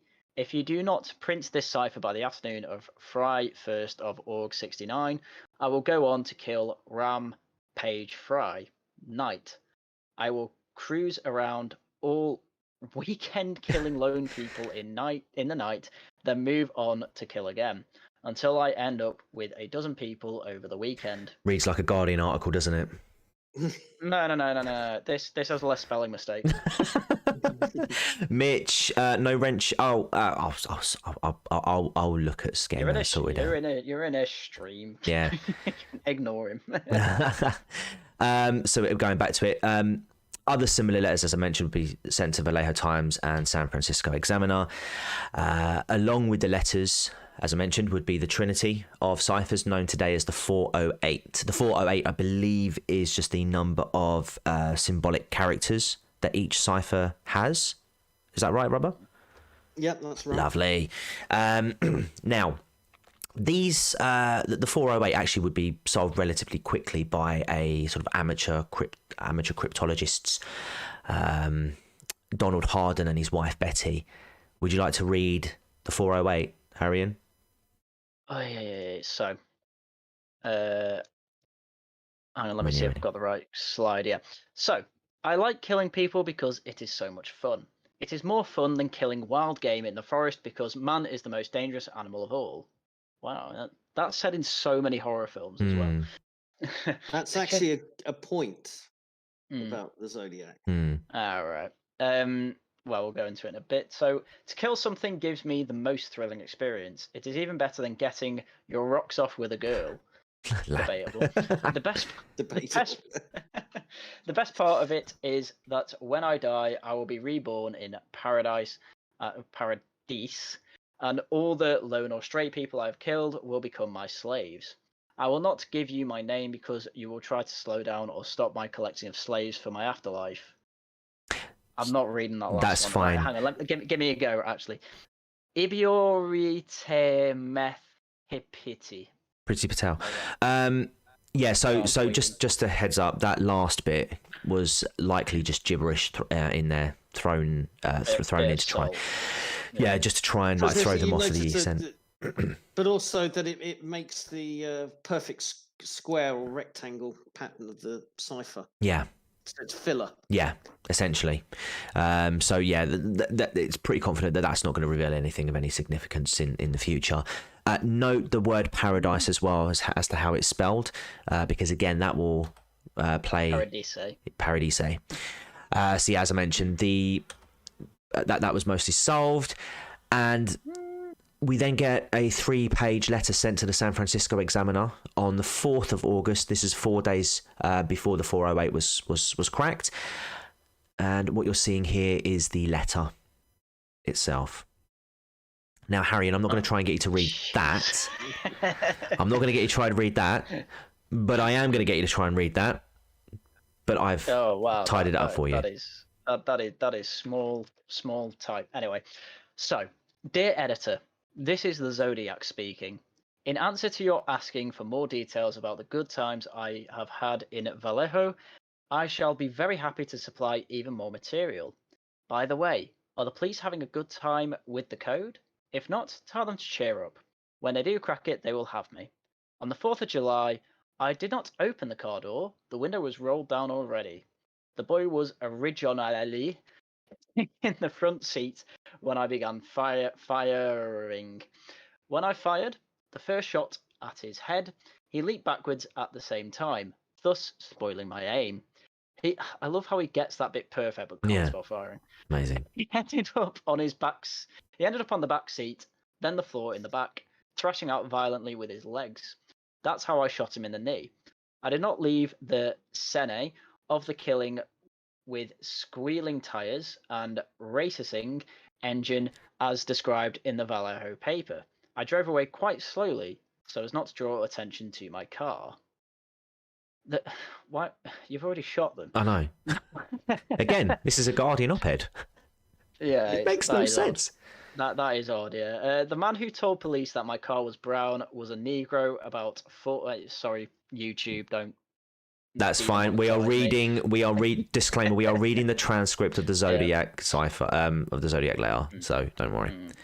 About 40 to 45, rather shabbily dressed.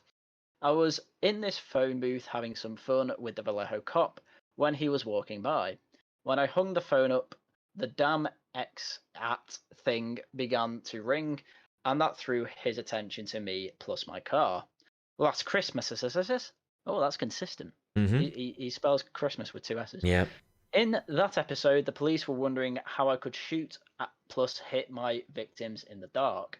They did not openly state this, but implying this by saying it was a well-lit night. Plus, I could see silhouettes. Silhouettes on the horizon. Bullshit, that area is surrounded by high hills plus trees. What I did was tape a small pencil flashlight to the barrel of my gun. If you notice, in the center of the beam of light, if you aim it at a wall or ceiling, you will see a black or dark spot in the center of the circle of the light about 3 to 6 inches across. When taped to a gun barrel, the bullet will strike in the center of the black dot in the light. That's also how the SAS aim with their MP5s, interestingly enough. All I had to do was spray at them. If it was a water hose, there was no need to use the gun sights. I was not happy to see that I did not get front page coverage. Zodiac symbol inserted here, no address. Yeah, so that was the symbol there. And that's all in the letter. Yeah. So he's consistent with never using the word and he spelled Christmas wrong. Yeah. That is interesting. Now, the thinking is that that's the misspellings are a misdirect on Zodiac's part. Yeah. He's actually a lot smarter than that. But he's trying to he's just trying to misdirect the authorities. And for a while, when they're looking at suspects, they're looking at their literacy levels. Yeah. And arguably that might have been a distraction. Zodiac loves doing this with the police, just sending constant misdirections, sending them down blind alleys. Yeah, I mean, what I'd say is the weirdest part of that is silhouettes. That's a much worse misspelling than anything else he's done so far. Yeah. But the pluses and the Christmas with 2 S's, they're consistent. Silhouettes, Now, as I said, these ciphers and these letters don't reveal a lot about who Zodiac is. But this letter might give a clue. Okay, so in that first sentence, first paragraph, Zodiac uses a phrase twice in that first paragraph. He says, I am having good times in Vallejo. And then he says I hope the police are having a good time. Bear that in mind. That will become significant when we discuss the suspects later on. Okay. Interesting. Okay. I think, yeah, I mean, in terms of how he writes, ignore the literacy, but in terms of how he writes, it's almost he's almost writing in a sort of like I'm superior to you kind of way. Well, in answer to your asking for more details about the good times I've had in Vallejo, I shall be very happy to supply even more material. By the way, are the police having a good time with the code? If not, tell them to cheer up. When they do crack it, they will have me. That's. I mean, this is why the cipher with the gibberish at the end. Yeah. I wouldn't put it past him to have like kind of one code that spells out that and another code that makes the ending actually legible for the full code. Yeah.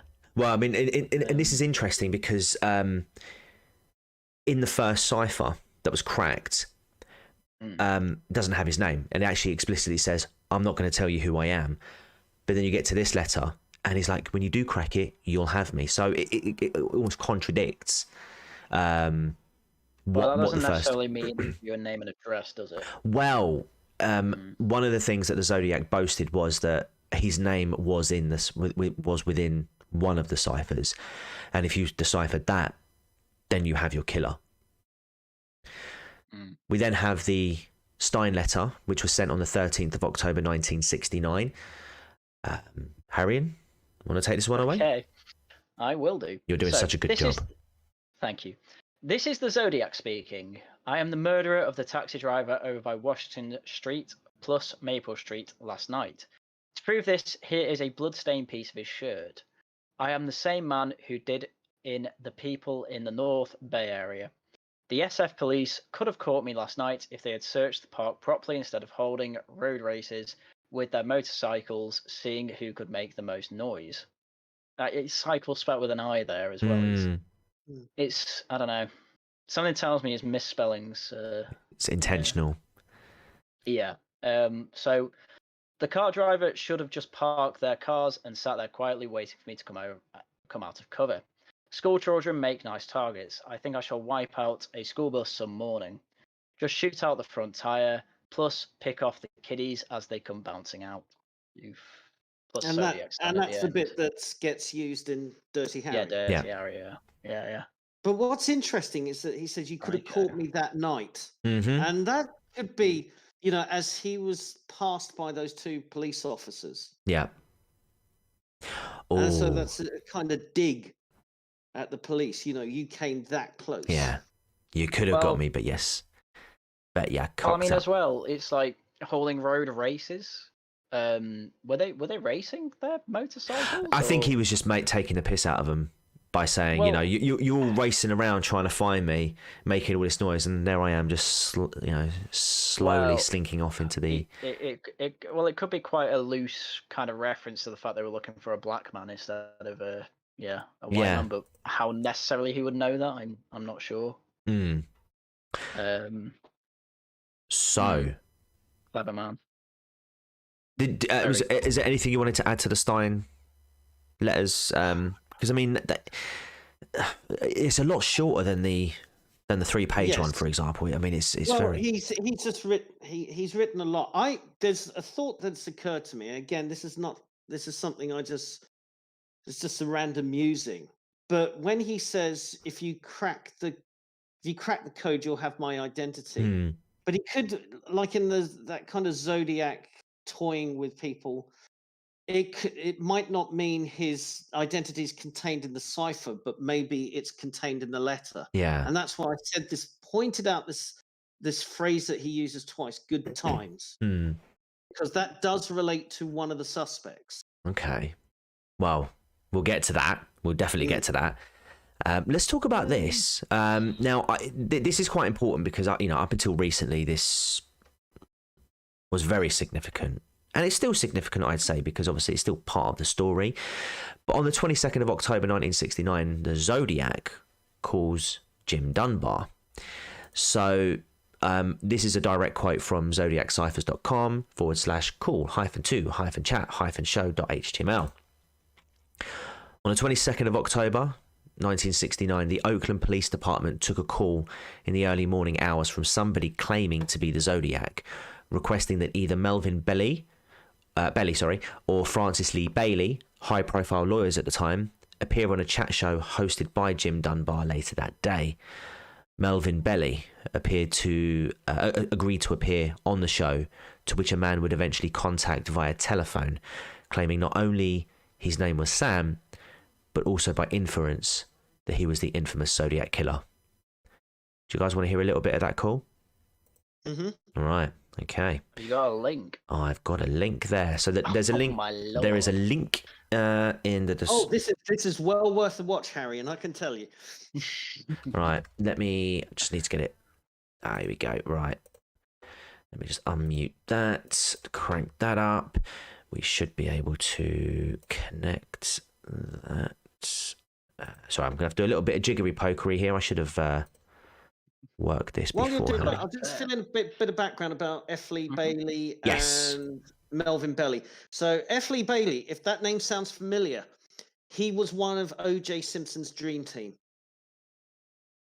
And he was the one that I think cross-examined. Who was the policeman? Bloody Glove, the Bloody Glove policeman. He cross-examined him. Oh right. Oh gosh. If the glove does not fit, you must acquit. No, that was Johnny Cochran. Right. F. Lee Bailey was the oldest member of the dream team of lawyers. Right. So this and he was also, I think, defended Patty Hearst in the Patty Hearst case. So this guy, top famous lawyer.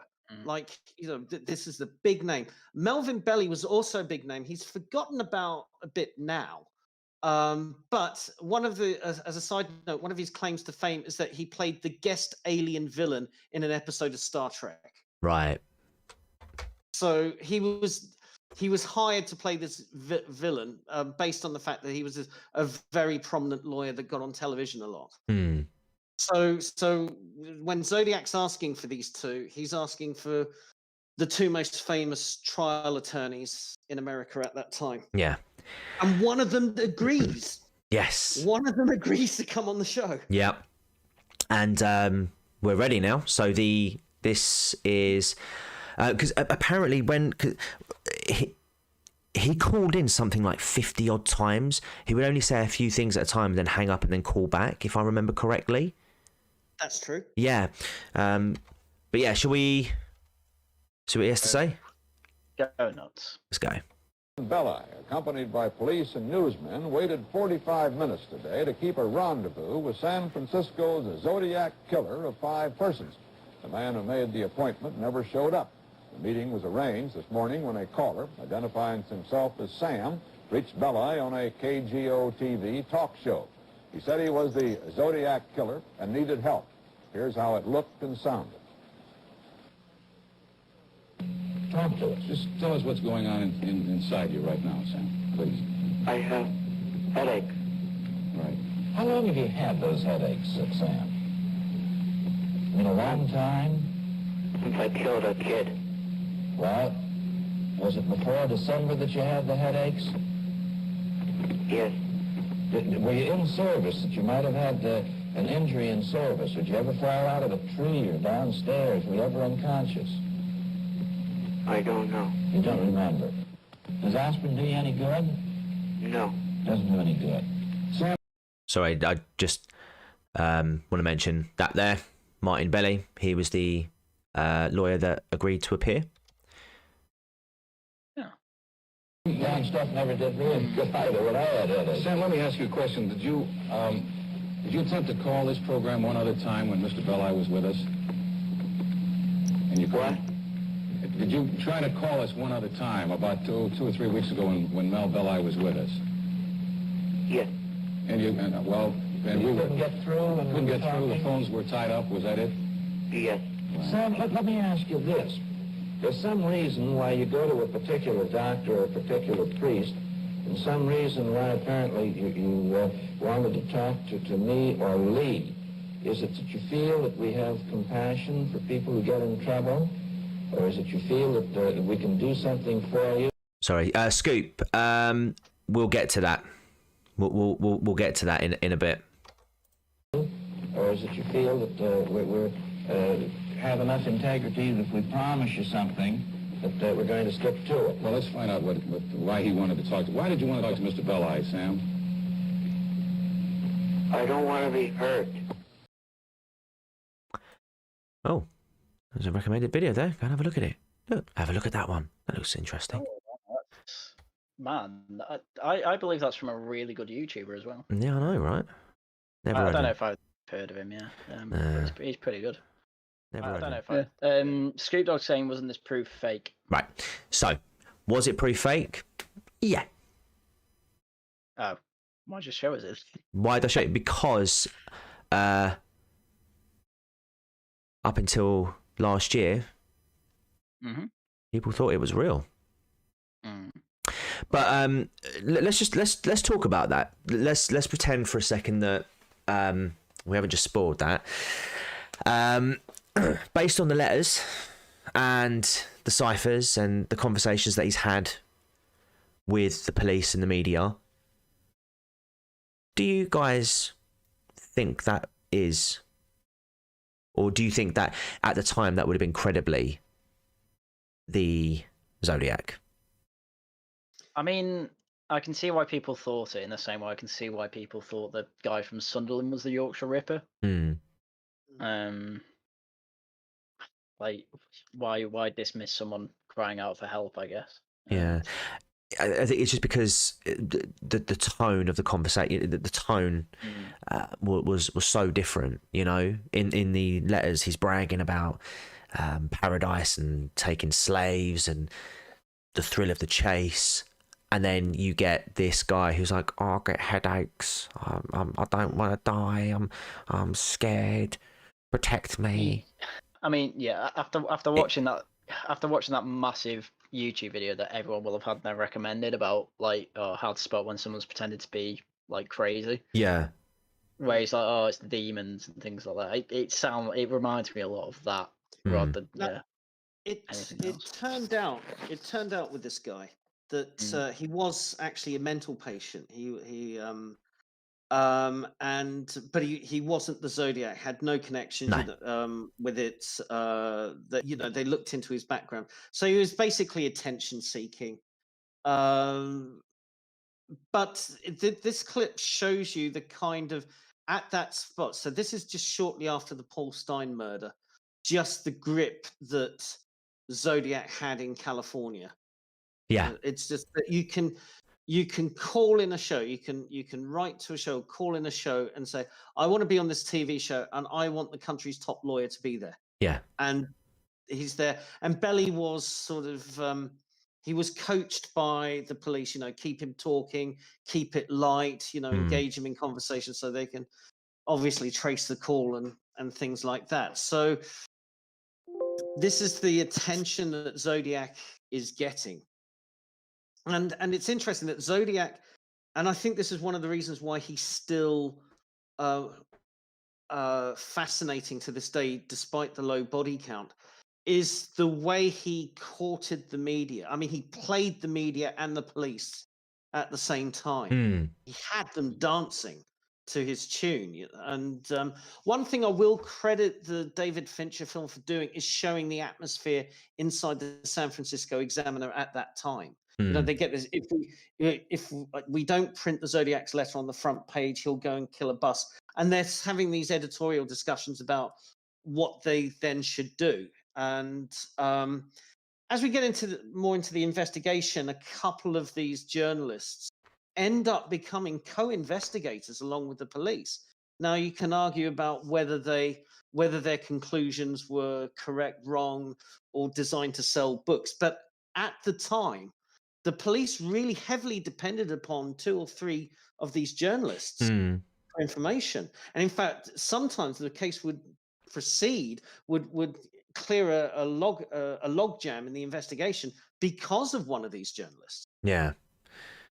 I'm trying to think if it was this case or if it was... No, I'm thinking of a different case altogether, which involved the media. But basically, they were like, look, we'll give you... We've got information that you might like, but in order for the police to be given this information, excuse me, we need to be there.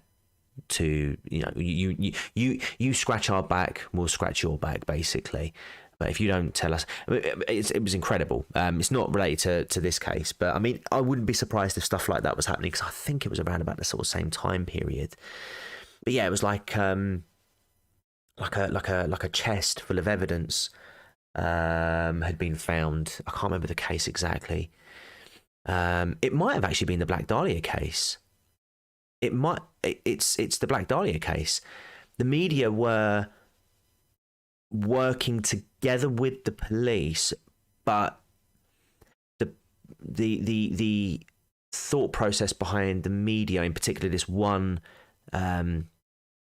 news organization, was they would get exclusives basically through the police. The police would give them information so that they could then publish it to the press, to the public before anyone else got it.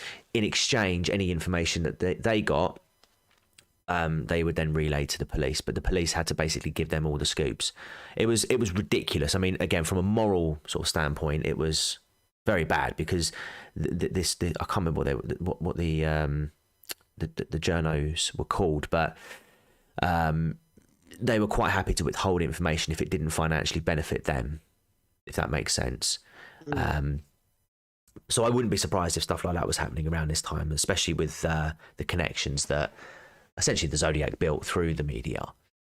Because I know that he sent things like not just letters, but he sent like holiday cards. I think one was a Halloween card. There was a Halloween card that he sent to the journalist, the San Francisco Examiner journalist Paul Avery, who at that time was about the most well-known print journalist certainly in California. And he sent him a Halloween card. Yeah. But it contained in the card was another bit of Paul Stein's shirt. Yeah. Oh. And something else. And you were saying about withholding evidence. So again, this comes from the excellent Tom Voigt site. So the police said that there was a third thing, and they said it is gross, and you do not want to know what it was. And Tom Voigt said, okay, but Tom Voigt had to like sign a thing saying he couldn't disclose what this third thing was. Right. And people ask him on the site, and this is why I believe Tom Voigt is being genuine, is that he, in 2 years, he has not succumbed, or he's not said, send me money and I'll tell you what this third thing was. He just flat out says, seriously, guys, do not ask me what the third thing is. It will just gross you out. Yeah. That's disgusting. So Paul Avery was sent this with the clipping of the shirt. And Paul Avery was a brilliant journalist, but he was already having kind of drink and drug problems at the time. Oh, no. And because he was a bit of a party animal. Yeah. And when this card came, it just freaked him out, just kind of one of those moments, why am I doing this job? I'll just put it up on screen for you guys now. So if I will remove that for a second, and that. So this here is the.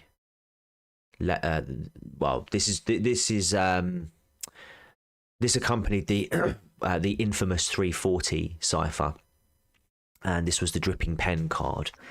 Sorry, I haven't written, but I've just washed my pen, and you can see blood dripping off of it. So the dripping pen card had 63 characters. It was mailed by the Zodiac Killer to the San Francisco Chronicle on the 8th of November, 1969. Let me bring up this, because Haryan, I want you to read. Yes. This was inside the dripping pen card. This is the Zodiac speaking. I though you would need a good laugh before you hear the bad news. So I thought you would need a good laugh, but he doesn't spell well. You won't get the news for a while yet. P.S. Could you print this new cipher in your front page? Front spelled with a U. I get awfully lonely when I am ignored. So lonely I could do my thing with a capital T and 6 exclamation marks. Des July Org Sept Oct equals 7. That's interesting, actually. Yeah. That's interesting. Yeah. Yeah. So obviously, I think the Des is meant to be December. Yeah. And then the total 7 there. So he's now he's tallying up the kill count. As I mentioned, it's in one of the letters that he claims it was up to 37. It was basically Z equals 37, SF equals 0. So it's like cricket scores. That's his last official letter. Yeah. That he put there. Yeah, I'll see if I can find that one. But the 340 cipher would remain unsolved for 51 years until Dave Ornchak, Sam Blake, and Jarl Van Eyck finally cracked the code on the 11th of December 2020. So this is, so I say, me and Rhubba, we were talking like mere days before this came out, because we were talking about doing a Zodiac stream, and this happened. And like I said, we wanted to do it. To be honest, less than a year ago. Yeah. Yeah, and it was literally just a couple of days, or it might have even been the day before we were like talking about it, and then this happened, and we were like, "Oh my god!" And just the opportunity just left. I mean, to be honest, channel wasn't that big, and I hadn't really done much live streaming outside of gaming, so I wasn't really confident enough now at that point. But do you want to read this one, Haryan? Because this one was the one that got sold most. Well, I say in December. Well, most recently, yeah. So. Well, hold that thought. Okay. Not most recently, but let me read it out before you get onto that. Yeah. Jesus. My heart can only take so much. So. Isn't this a cracker though? This case is just I can't believe it's still going. So I hope you're having lots of fun trying to catch me. That wasn't me on the TV show, which brings up a point about me. I am not afraid of the gas chamber because it will send me to Paradise all the sooner, because I now have enough slaves to work for me where everyone else has nothing when they reach Paradise. So they are afraid of death. I am not afraid because I know that my new life will be an easy one in Paradise death. Oh God. I think so there was a bit of a translation issue with this one. This is verbatim, but what they think it says is, I know that my death is new life, or something along those lines. Will be an easy one in Paradise. New life I took as kind of afterlife more than anything. Yeah. The first 7 or so lies look identical to his previous previous cipher, almost exactly. So it was this cipher, once it was cracked, that essentially validated that this guy that claimed to be Sam definitely wasn't him. But if you remember, Rhubba, at the time there was a lot of buzz about this. And once it came out, everyone realised, okay, actually the 340 doesn't really give you anything. The only thing it tells you is that he wasn't the guy who phoned and spoke to Dunbar. That was it. So it was quite disappointing. Now, the people who cracked this code actually documented the cracking of it. They used a special type of algorithm to do that. It's like a 5-part YouTube series. I think if you just Google, if you just search on YouTube, it's called Let's Crack Zodiac. Yeah, Let's Crack Zodiac. So if you search that on YouTube, don't do it now. We're educating you guys, but afterwards, go and have a look at that. It was a 5-part series. It's really, really interesting. And it just shows how far technology's come in these days, nowadays, to the point where essentially we're using AI to assist with the cracking of these codes. Now, as I said, unfortunately, we've already covered that. It wasn't Sam. Now we're getting on to stuff that happened this very week.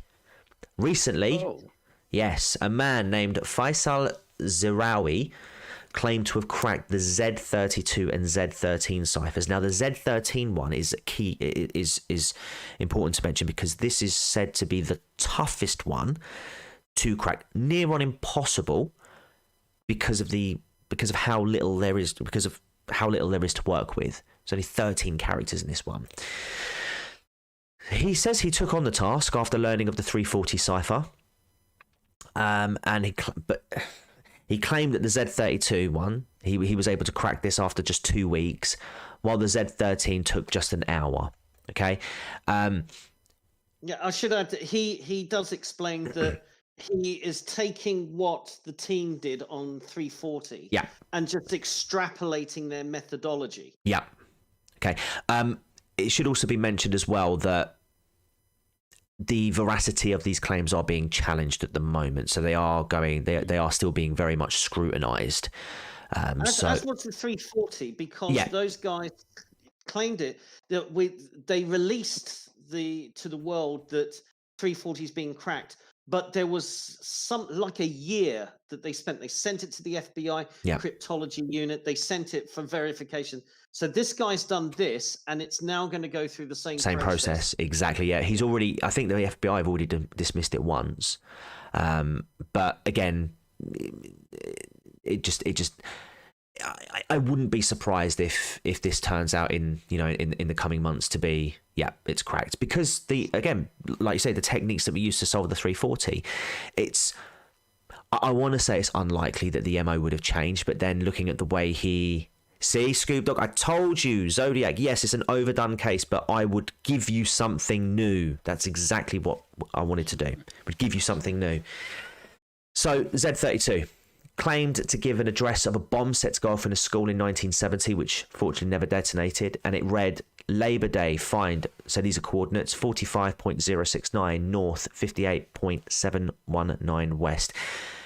Interestingly, when you tap those coordinates in, it actually brings up a location near a school that Zodiac did indeed reference as being a potential location where he would place a bomb.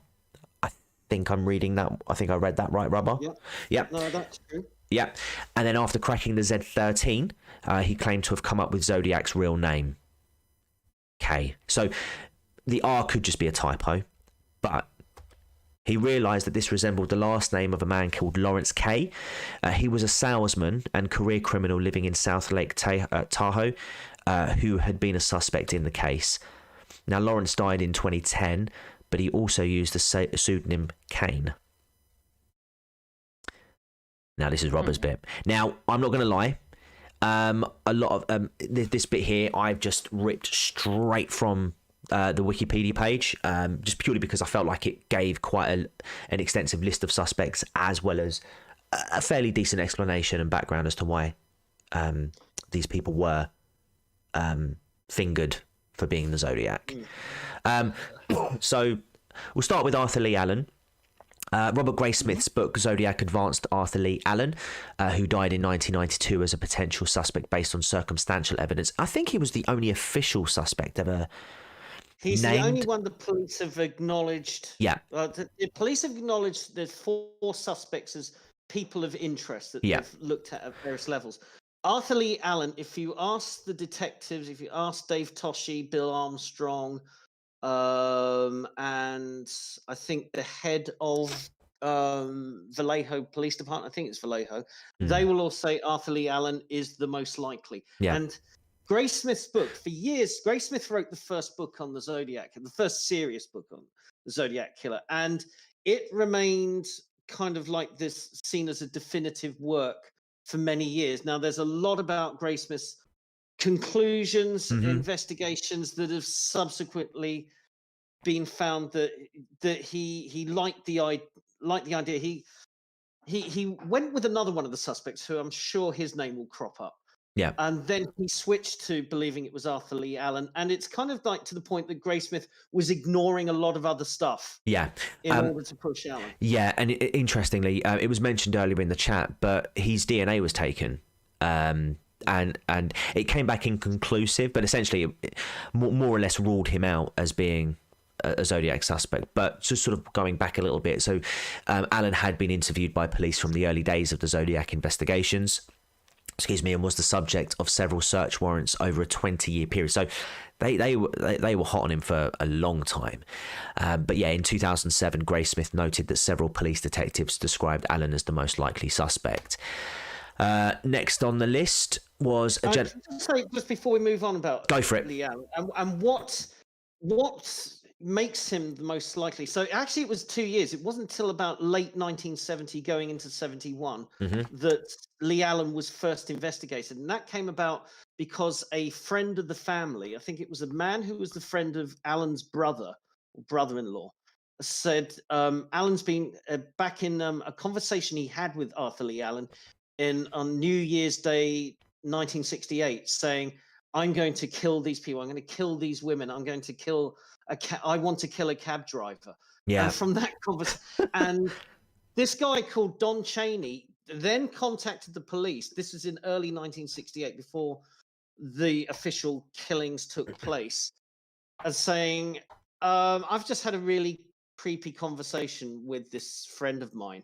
I think I should report it. And the police sat on it, did nothing. Yeah. And then 2 years later, they find, whoa, there's this document. This guy phoned us and with all this information, and it sounds like the Zodiac Killer. And that's when they start investigating Alan. And in Alan's, okay, what makes Alan a likely suspect is that, first of all, he's the right height, age, and build for the Zodiac. Mm-hmm. And he's got that round face.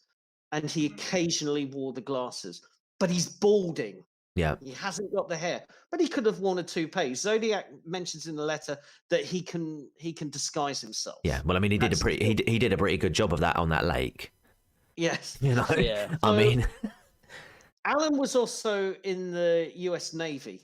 And there, apparently, one of the things that he did in the Navy was work for a time in the cryptology section. yes, So I did read that. He knew about cryptography to a certain amount. He was dishonorably discharged from the Navy over some incident that's not been made public. But to be dishonorably discharged is not a good character recommendation. He then he becomes a teacher, so he's quite academic. Mm-hmm. And he trains as a teacher. And this is where it gets interesting. He trains as a teacher and starts working in Riverside at the high school that Betty Lou Jensen and David Farrell they attend. Also at that time, he is starting to be diagnosed he has a bad relationship with his family, and they send him to the shrinks, and he's diagnosed with mental health issues. He is fired from his teaching job because he molests a few of the students. Which is obviously a big no-no. Don't be doing that to your students. Now, this is conjecture, but remember when I was saying about the library and the diner, okay, and in Riverside? Immediately opposite the library is the one mental health hospital in Riverside. So gets the old noggin jogging, doesn't it? It does. So there's Arthur Lee Allen. If he is living in Riverside at that time and he's being diagnosed with mental health issues and he's being referred to see specialists at this, he's going to go to that place. And from that place, he can look opposite or go into the library and see Sherry Jo Bates, Betty Lou Jensen, and Shepherd. Cecilia Shepherd. Yes. Oh, and not only that, one other person who was living in that area at that time, and this is person we didn't, is the night Zodiac kidnapped a woman but didn't kill her. Yes. Yeah. Do you know what? I didn't cover that. I didn't actually put that in the presentation, but yeah, in 1970, she's in that area. She's student age. She's going to that library and that diner as well. Yeah. Yeah, she was with a baby. She had a baby with her, or a young child. Yeah, and he was driving them around, and basically just didn't take them to a destination. And yeah, they ended up breaking out of the car or escaping from the car and hiding in like the sort of like the shrubbery in that area until he couldn't find her. This is what I think. She's got a baby in the car now. If Zodiac does remember her from a couple of years previously in Riverside. Yeah. And he's tailing her. He's got a car and he's tailing her. And this was a weird thing that it's suspected it was a Zodiac. He flashes his headlights at her. Yeah. Calls her to pull over and stop. And he says, I notice your rear wheel is wobbly and it looks like it's going to come off. Let me give me your jack and I'll tighten it up. And she says, okay, fair enough. And he does that. But he does the opposite. He actually loosens the wheel it further, yeah. So she goes a few hundred yards, the wheel falls off. He says, I'll give you a lift to the nearest garage. She gets in, but she takes the baby from out the car and she's carrying the baby in the car. Now, what I think is Zodiac goes, I didn't expect a baby. Yeah. Okay. Am I prepared? This is a whole other level. And I think Zodiac was driving around thinking, okay, what's my out here? I want to bump her off, but there's a baby. Do I bump the baby off? Do I dump the baby somewhere? What do I? And then at some point he's driving around. He slows down at an intersection, and then she makes a breakthrough. I think she was pregnant as well. Sorry, yeah. Pregnant as well. Yeah. So, 7 months pregnant, according to Wikipedia. Yeah. Sorry, Lindsay, just to answer, just to confirm, gentleman just speaking now was Rhubba, and the other gentleman is Haryan Glaeddyv. I've left links in the description for their channels, so do check them out if you like your social political commentary, history stuff as well. Go and check him. Go and check it all out. Sorry, did we mention Arthur Lee Allen's boots? No, I know he had the same type of boots as the boot prints that were found at the first, and was it the first crime scene, or was it the second one? I can't remember. It was definite. I think it was the first two. First two. The park rangers at the Lake Berryessa site tidied up the area before the police got there. How kind of them. See. Yes. Should we talk about Ross Sullivan, or is there anything else you want to add about Arthur Lee? So Arthur Lee Allen, you can see why Arthur Lee Allen is a major suspect, but they do raid his house and find nothing. They find nothing to connect him. But then, Gray Smith explains in his book, the police go and have a chat to Allen. So they don't pull him in to the station and grill him for hours. They go and have a 20-minute informal chat with him, where various things come up that trigger the police going, I think we've got our guy here. Apparently, Gray Smith postulates that there's a 2-week gap between when the police have that informal chat with Allen and they go and get a search warrant to search his house. And Gray Smith postulates that Allen strips the place of any Zodiac memorabilia. Interesting. Can't be proved, that's just conjecture. Yeah. Well, I mean, given how smart he is, I don't think he'd leave any evidence in his own house. If you want to do anything related to Zodiac, do it somewhere else. I mean, you'd be surprised how many killers will keep mementos, will keep paper clippings and of the crimes. It's more common than you would expect. The casual criminalists say it best. Rule number 1: don't write down your crimes. Don't keep mementos of your crime. It's like or just don't keep it in your house and mail it off straight away, I guess. Or be like Dexter. Put it in your air conditioning. Put your blood slides in your aircon, and you'll be fine. But yeah, Ross Sullivan was another suspect. There's quite a few of them. As you can imagine. But Ross Sullivan would become a person of interest through the possible link between the Zodiac Killer and the murder of Cherry Joe Bates in Riverside. Sullivan was a library assistant at Riverside City College and was suspected by co-workers who said that he went missing for several days after the murder. Sullivan resembled sketches of the Zodiac and wore military-style boots with footprints like those found at the Lake Berryessa crime scene. Sullivan was hospitalised multiple times for bipolar disorder and schizophrenia. So, Rhubba, he's sounding a bit like Arthur Lee Allen in that respect. He does, but this is the guy that, remember I told you about that crooked detective? Yep. This was the guy that he was pushing. Toshi.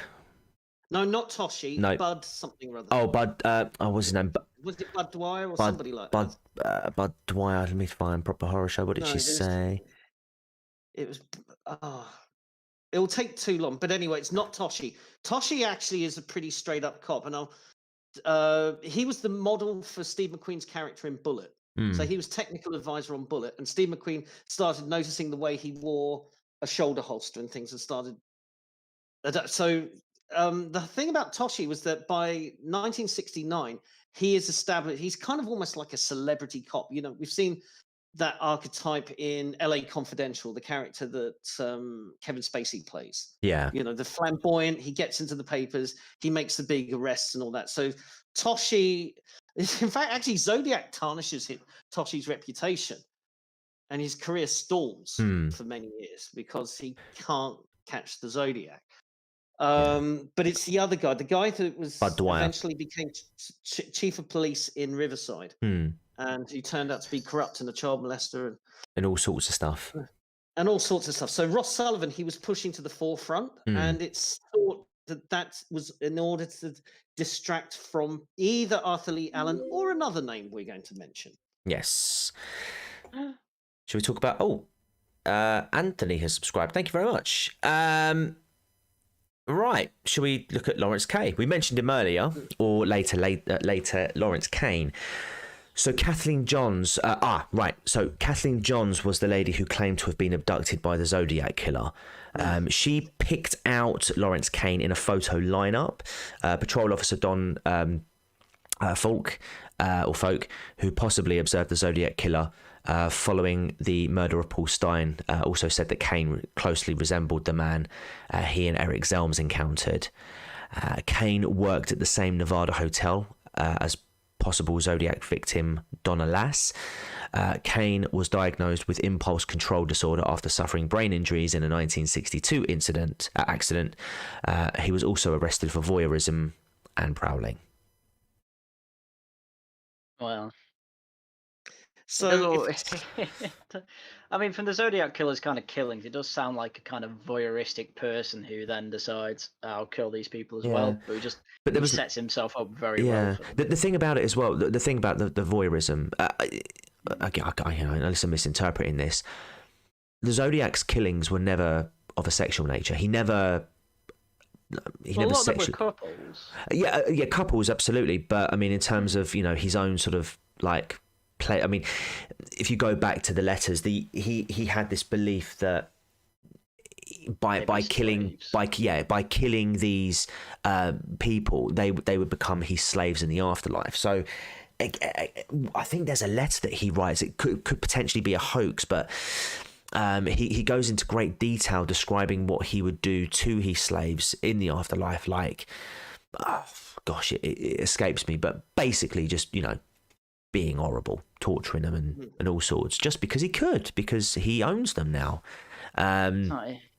Whereas I think if you're talking someone who's voyeuristic and a bit prowly, then you'd be looking at some sort of sexual nature. I don't think that would be enough to attach it. The thing for me is, if it transpires that the Z32 and the Z13 are legitimate cracks that have come out, then that could put Lawrence Kane better in the frame. More in the frame for this, because again, Zodiac had always said that his name is in the ciphers, and that you can identify him through the ciphers. It could be a ruse again, but if he was true to his word on that, then potentially. Well, Lawrence Kane he does fit the physical description. Absolutely, he has it better than, say, Arthur Lee Allen. One of the other things about Arthur Lee Allen, I said he was arrested for child molesting. And he was seen as a bit of a creepy sexual predator. There's another thing that there was apparently the second victim, Darlene Ferrin. Yeah. She had what was called a painting party in her house in, I think, Vallejo Riverside.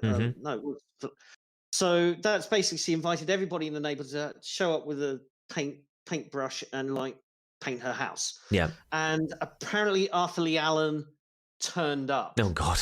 And he was creeping out the others. Who is this guy? The other people there are going, who is this guy?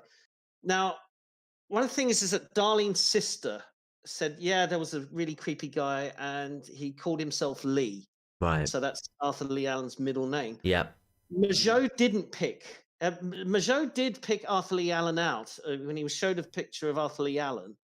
And he said, that's the guy that shot me. But Mageau doesn't remember him at the painting party. So it's all kind of up here. But yes, so Lawrence Kay is pretty. The other thing, Lee Allen was like child molesting, but the Zodiac was not sexual. None of the crimes are sexual. Yeah, so that counts against him. Yeah. Any questions, Harry? I mean, having said that, the Zodiac Killer clearly isn't an idiot. So at this point, none of his crimes are sexual. Okay, that I don't think that can count these people out. I don't necessarily think they'd kill someone and be sexual at the same time with them, because you reckon he's going to go back home and have a Tommy Tank? Thinking about it. He could have done it in his own car. Yeah, I mean that's the point. That's why you can't rule Arthur Lee Allen out. There's so much pointing towards him, and yet there are these things like the fingerprints don't match, the blood sample, the DNA doesn't match at all. There's absolutely not even a tiny scrap of Arthur Lee Allen's DNA on those stamps and those envelopes that they've been investigating.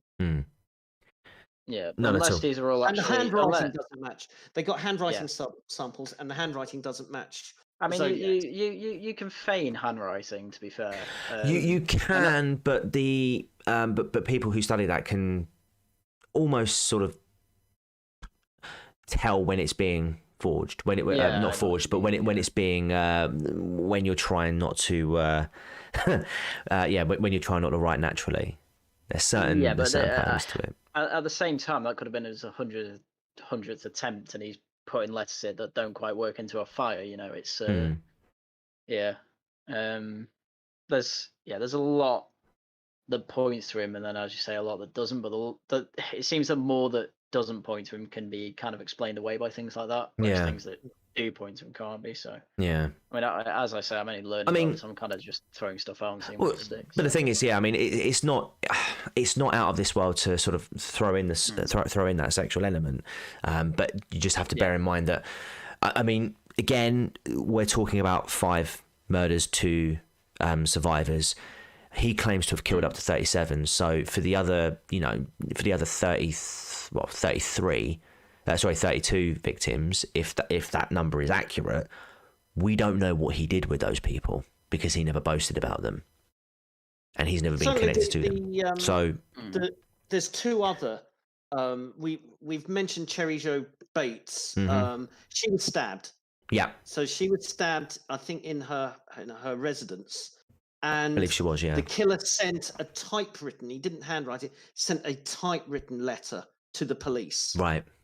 So there's signs of the Zodiac, but again, this adaptive thing. He's done the typewriter, but he's kind of doing the misspellings. And the style of the typewritten letter is very much in keeping with the Zodiac. It's the bragging, it's the I will do this again, you can't get me, I'm fulfilling a fantasy. So there's all this kind of stuff in it, which makes it highly probable it's a Zodiac case. Well, another thing with that is that you say it's adaptive, or it's 3 completely different scenarios and some code breakers having fun. Again, it's possible. Yeah, it's possible. That's the beauty of this case. Beauty, for want of a better word, is just it's difficult to ascertain what is and isn't. I mean, this is the thing. How many people in the late 60s, very early 70s, had a crew cutting glasses? There's every other man in America. Yeah. Yes. And this is what so frustrating is that there's nothing distinctive about the he capitalizes on that. Yeah, he is basically the main protagonist in the Lego movie. Yeah. Like, he just has generic Lego face, basically. Yeah, literal generic American man face. Yeah. But the thing is that it easily could be 3 different people. Well, they did think about that maybe Zodiac's more than one person, but I think that's been discounted because you're trying to get all these people to conform. And of course, if you have a conspiracy, it's 3 guys doing it. All conspiracies break down because somebody cracks. Well, and buckles and reveals. I mean, we haven't had that. It wouldn't be the first serial killers who work together. I mean, I did a case with the Crime Reel, which talked about the railway killers. I mean, those 2 were basically joined at the hip since teenagers, and even when one of them got convicted and sent down, it wasn't until like almost a decade later that he shopped his best friend in, and the only reason why he did that was because he just didn't visit him in prison. He just carried on with his life. May have even carried on the attacks afterwards, but there's no real proof of that. But that's going off into another entire case. My point is that if there was more than one Zodiac, then again, unlikely, but it is a possibility. And having had a look at it, I really believe that Cherry Jo Bates, the kidnapping, and one other where this nurse, I think Donna Lass, went completely missing. Yeah, I do believe those are the work of the Zodiac. Absolutely. I think in terms of the similarities between, I think, what was it, the what was her name? The one who got kidnapped? Not kidnapped. The who got put in a car with a kid. Yeah. Almost Her name's kidnapped. She woman. literally said like 2 seconds ago. Kathy Jones. That's it. Kathleen Johns. Yeah. Again, that seems like an evolution of the Zodiac's MO. Whereas if you go back to the Cherry Joe one, that's very reminiscent of the earlier killings. You know. Well, Cherry Joe happens at the end of 1966. Yeah, so we're talking a good couple of years beforehand. So that could have been his warm up before the big game. In some ways, it's been postulated that Cherry Joe Bates and Cecile Shepard are kind of they're bookends. Right. They possibly knew each other and lived in the same part of town and frequented the same places. And Zodiac's thinking, I stabbed this one and I stabbed that one, and in between will come these other. Right. This kind of synchronicity. And synchronicity is something that crops up in the Zodiac case in weird ways. That certain people are in certain places at certain times. And also, with the ciphers as well, constructing these ciphers, and also how he plans to get to the murder and how he gets away from the murder, and the bit in the middle is the messy bit. Yeah. So he does think. Zodiac seems to think in terms of beginnings and ends. Yeah. That's an interest. Yeah, that's very true. Actually, very true. Yeah, no, I never really thought of it like that. That's really, I'd have to think about that. I know. Yeah. I mean, I've just discovered this recently, and we haven't even got to what I consider the most mind-blowing bit yet. Right. Well, let's keep. That really blew my mind. Let's keep going because let's keep going because there are many more on here. So police informants accused Richard Marshall of being the Zodiac Killer, claiming that he privately hinted at being a murderer. Marshall lived in Riverside in 1966 and San Francisco in 1969, close to the scenes of the Bates and Stein murders. He was a silent film enthusiast and projectionist, screening Segundo de Chamons, The Red Phantom, 1907, a name used by the author of a possible 1974 Zodiac letter. Detective Ken Narlow said that Marshall makes good reading but is not a very good suspect in my estimation. I think it just seems more of a case that he was just in the wrong place at the wrong time. Well, Marshall is the last of the major suspects to have died. So he died, I think it was about a couple of years ago. Yeah.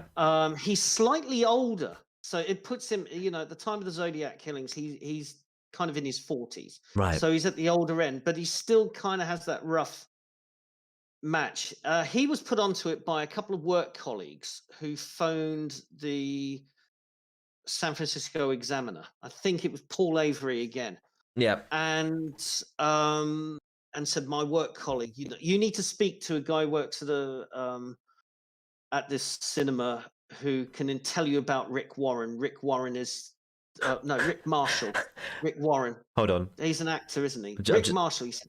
Just had a thought. Sorry, Admiral Belzadil, if you're still in the chat, if we're talking about a guy who's working in a cinema, Police Quest, by any chance, he'll get that.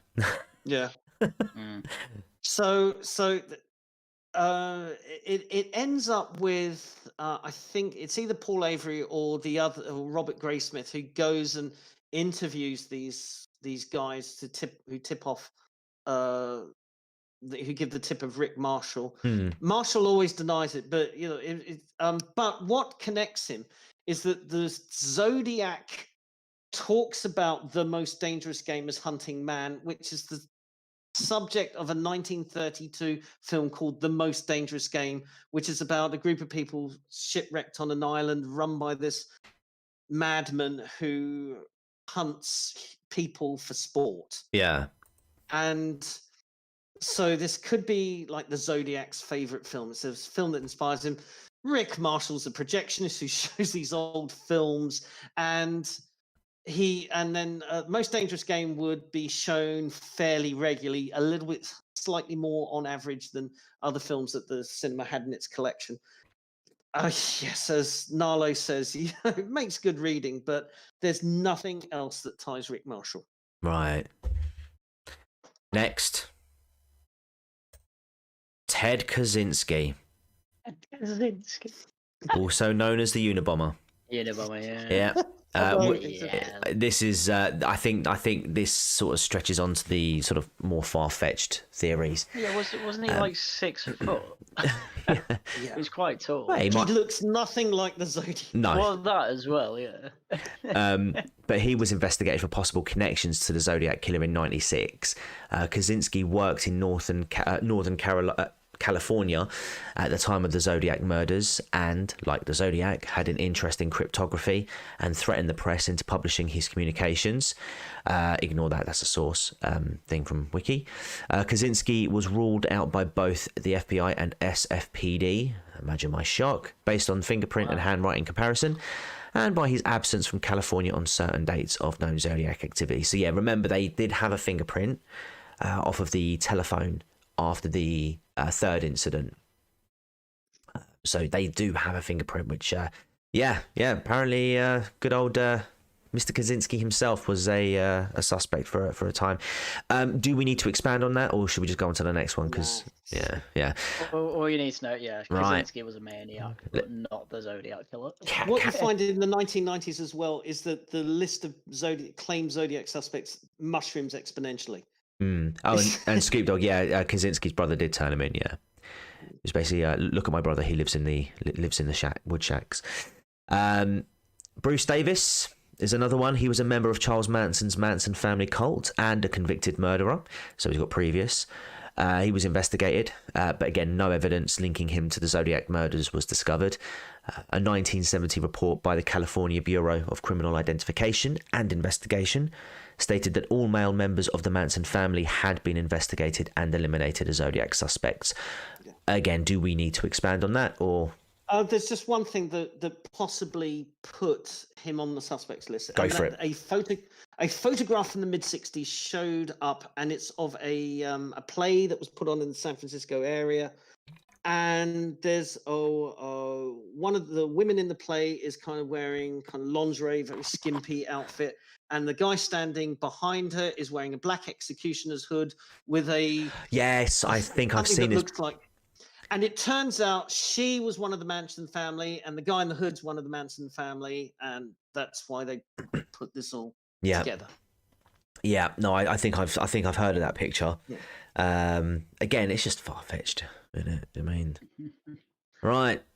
Here we go. So in 2007, I don't know why I did that. In 2007, Dennis Kaufman claimed that his stepfather, Jack Tarrance, was the Zodiac. Kaufman turned several items over to the FBI, including a hood similar to the one worn by the Zodiac. According to news sources, DNA analysis conducted by the FBI on the items was deemed inconclusive in 2010. So we get into the whole my dad is my stepdad. This wasn't anyone. There's a whole bunch of these guys, including Hogan, who did a lot of work in investigating his own father as being the Black Dahlia killer. Yes, that's right. Yes, and he did a lot of good work on that. And you know, you look at that and go, actually, maybe this guy Haig was the Black Dahlia. It's very convincing, and he completely undermines himself by doing. And also, my dad's the Zodiac Killer. Yeah. and my dad's Ted Bundy, and my dad's. Yeah, and just like my dad's the Zodiac. There's a whole bunch of these guys. Yeah. My dad's more serial killery than your dad. Yeah. Next. Yeah. Cool. In 2009, an episode of the History Channel television series Mystery Quest looked at newspaper editor Richard Gajkowski. During the time of the murders, Gajkowski worked for Good Times, a San Francisco counterculture newspaper. His appearance resembled the composite sketch, and Nancy Slover, the Vallejo police dispatcher who was contacted by the Zodiac shortly after the Blue Rock Springs attack, identified a recording of Gajkowski's voice as being the same as the Zodiac's. Is there any reason why you put Guy Kowski's name last? Who says he's last? But last of the major one, because I read this document and I go, because this is the guy I think is the Zodiac Killer. Right. Okay. Go for it. This is the bit. Hold on to your hats. Right. But why? So Guy Kowski's name first gets mentioned about 1986. Right. So he's really late to the kind of Zodiac Suspects party. He crashes the Zodiac Suspects list party. Right. Big time. Because, as I said, Nancy Slover here's a recording of Guy Kowski's voice and says, that's the guy. That's the guy I spoke to that night. Okay. And she is adamant. She is absolutely adamant. Now, that recording has been played to a lot of other people. Yeah. And they go to a lot of other people. So Majot said, kind of, yeah. I mean, I don't know if they've played it to Brian Hartnell. Somebody says they had, but Hartnell's reaction has not been released. But Slovic, who takes, that's her job. She was a professional. That is her job, to take these calls. And she heard a lot of stuff in her career. Yeah. And she is absolutely adamant. Now, it's a clue there. He was a newspaper editor. Mm-hmm. Okay, Guy Kowski. What is the name of the paper he edited? Good Times. Good Times. I hope you're having a good time. And my identity is contained. Does it say contained in the cipher or contained in the letter? He mentions Good Times twice, and it seems a little bit odd. It seems incongruous. It's like he's almost underlining Good Times. All the dots, Plod. So it's a counterculture. So, okay, bit of background on Guy Kowski. He's the right age, born in 1936. Right. So that puts him at the time of the killings. He does look. You look at, Google a photograph of Richard Guy Kowski. It's almost identical to the composite sketch drawing. Let's have a look. It's the closest you will get to the sketch drawing of the Zodiac that was done by the police artist, of all the suspects. Because he wears the glasses as well. Yeah. And he's got the hair. So, and he's the right height, and he served in the military, US Army, as a medic. So the boots. Yeah. He can get access to those boots. He knows, and this is something that was pointed out. He knows how to cut cloth into bandages. He was trained, so he could cut a shirt quickly into strips. Yeah. Okay, everything I'm going to say about Guy Kowski is circumstantial because, again, with all of and it's true with all the suspects, because the DNA just cannot be tied to them. Yeah. And fingerprints. So we're looking, but Guy Kowski, there's so much in his life and background. So he edits this counterculture newspaper called Good Times. And the paper is really radical progressive. We would recognize it, it's beyond Vox and Slate. It's calling for violence against the police, calling for the overthrow of the liberal order. It's into the Black Panthers, it's into all this. Now, what Zodiac does is he taunts the police. And he calls them, in some of the letters, he calls the police pigs. And that was a really common, there you go. And that's a really common epithet that the counterculture of the 60s would call police pigs. It was them who popularized the term. So he's using the language of the counterculture, calling the police pigs, calling them stupid. He also has a bit of an interest in the occult as well. Not majorly, but he's aware of it. Yeah. So when we start looking at, the things about paradise slaves, the Zodiac symbol, he's got a bit of a background interest in that. Yeah. But so he is also suffering from mental health problems during his time in the 60s. So he is eventually diagnosed in 1971. He's eventually diagnosed as a schizophrenic. Yeah. But he'd been complaining of mental health problems, and his co-workers were complaining about his mental health problems even before then. he would be very paranoid in the office that either the feds or the Black Panthers were out to kill him. He would sometimes wear like bizarre hats and sit under his desk. Asking, Right. have they left yet? Who?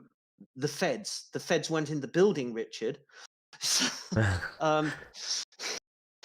there is that going on. He's also, this is what it just gets better. So the officers of Good Times is a block and a half away from the Paul Stein killing. Oh, what?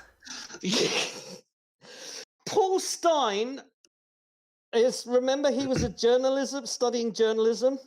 He worked in the same building as Gaikowski. Yeah. For different papers. Yeah. So they're working. It just gets better. I've seen the video. I'm sorry, just to stop you there. Desiccated Limbs. Mr. Ballin did a video including Ed Edwards, who confessed to 5 murders. We'll get to him in a second. But you should be seeing a comparison now of the composite sketch and Richard Gaikowski. I mean, I mean, the widow's peak and the nose. That's basically the only two differences. The widow's peak. The police artist drew a widow's peak. The teenagers said they never said to him he had a widow's peak. Okay, so that's a good start. Go on. Anyway, so Gaikowski, I'm just like I said, my mind gets blown when I look at Gaikowski's life. He lives in Riverside in 1966, 1968, but he's living also in San Francisco. So he's got mental health issues. He's living in Riverside, so he was probably going to that same mental health establishment opposite the library and the diner.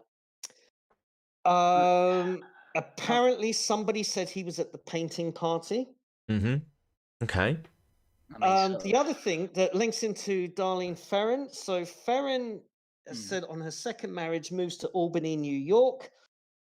At the same time, Gaikowski moves to Albany in New York. When Ferrin moves back to Vallejo, Gaikowski moves back to Vallejo within a week.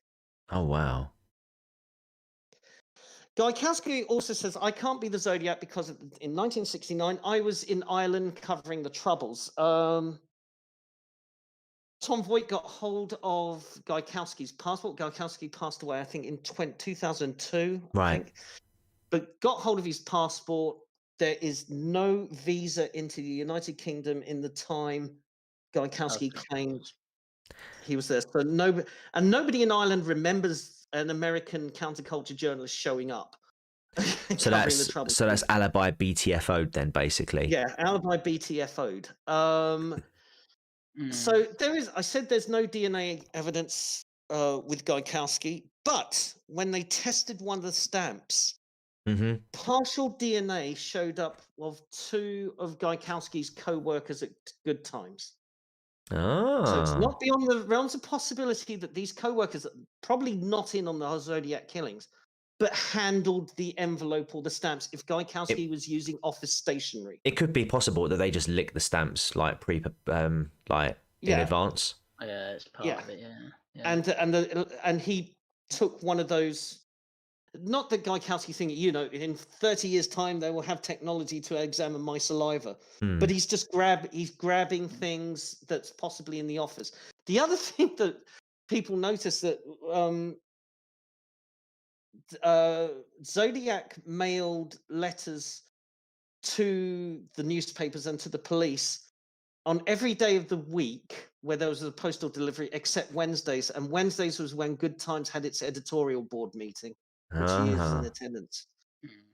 So the circumstantial evidence on Gaikowski is massive. It's just, but we cannot tie him physically to the case.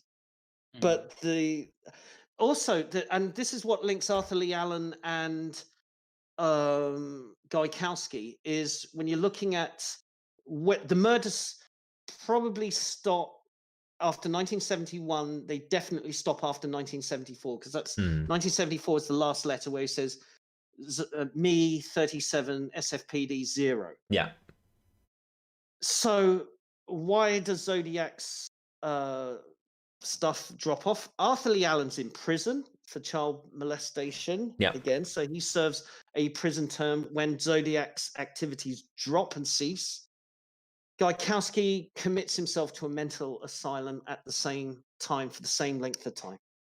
So it's just like it couldn't have been timed any better, especially if it's just one person doing it.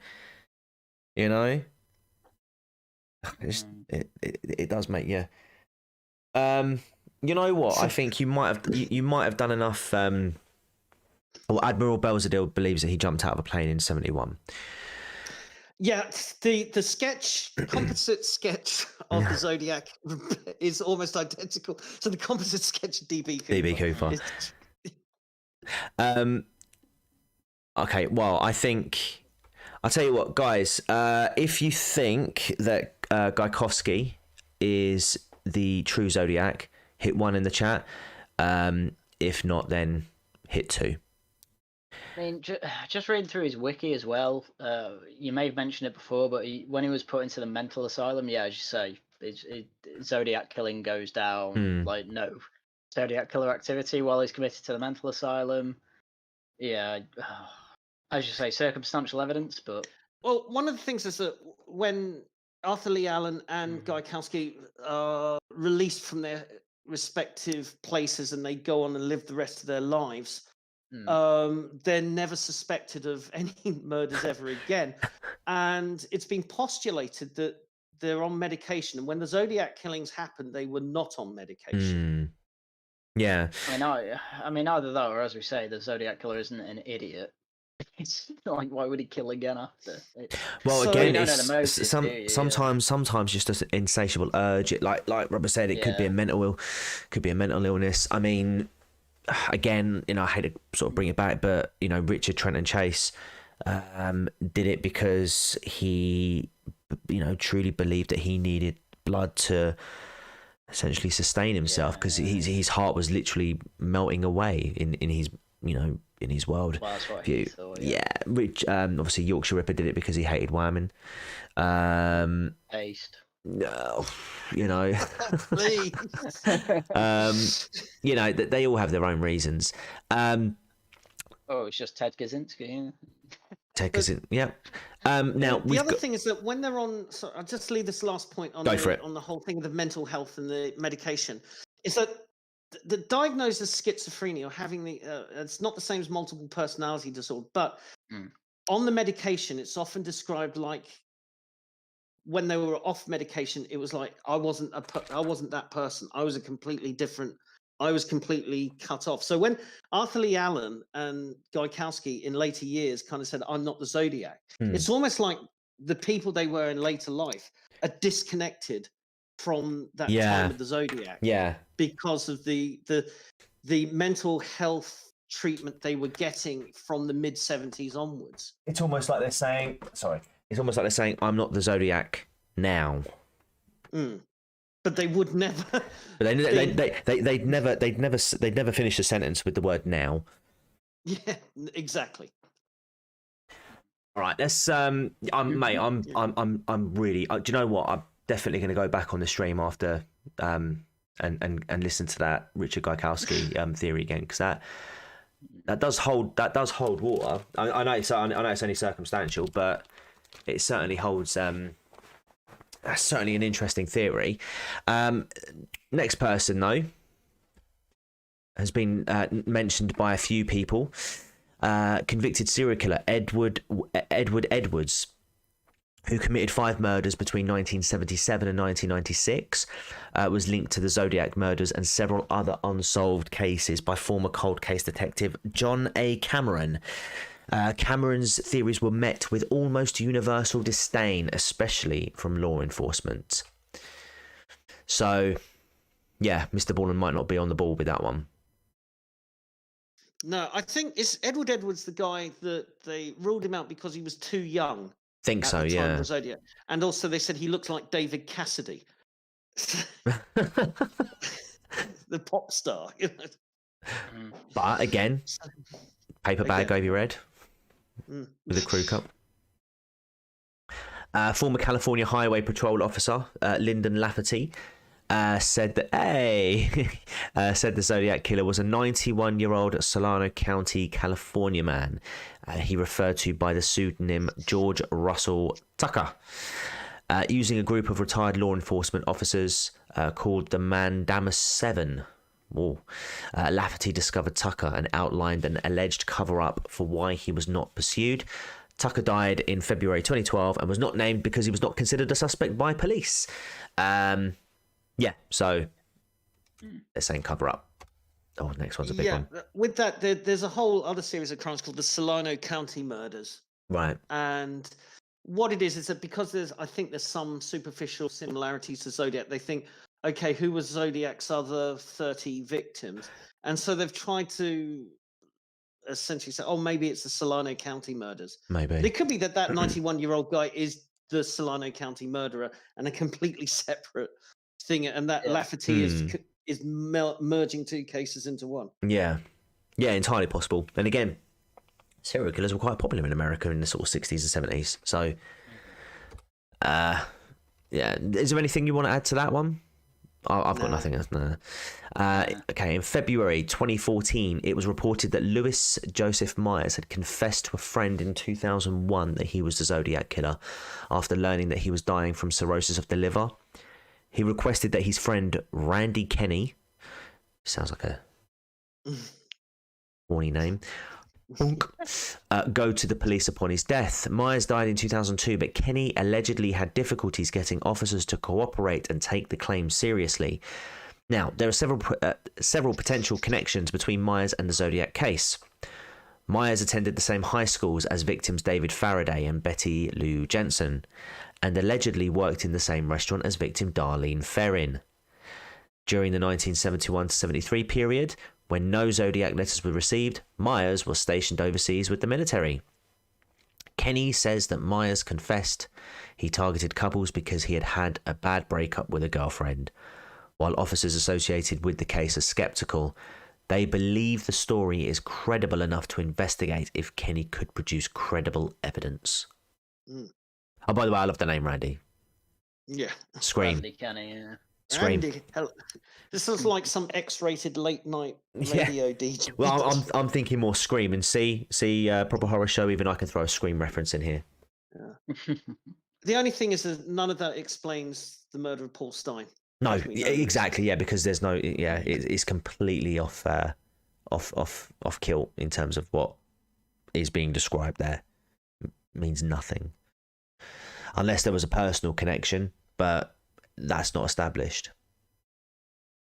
Moving on. Yep.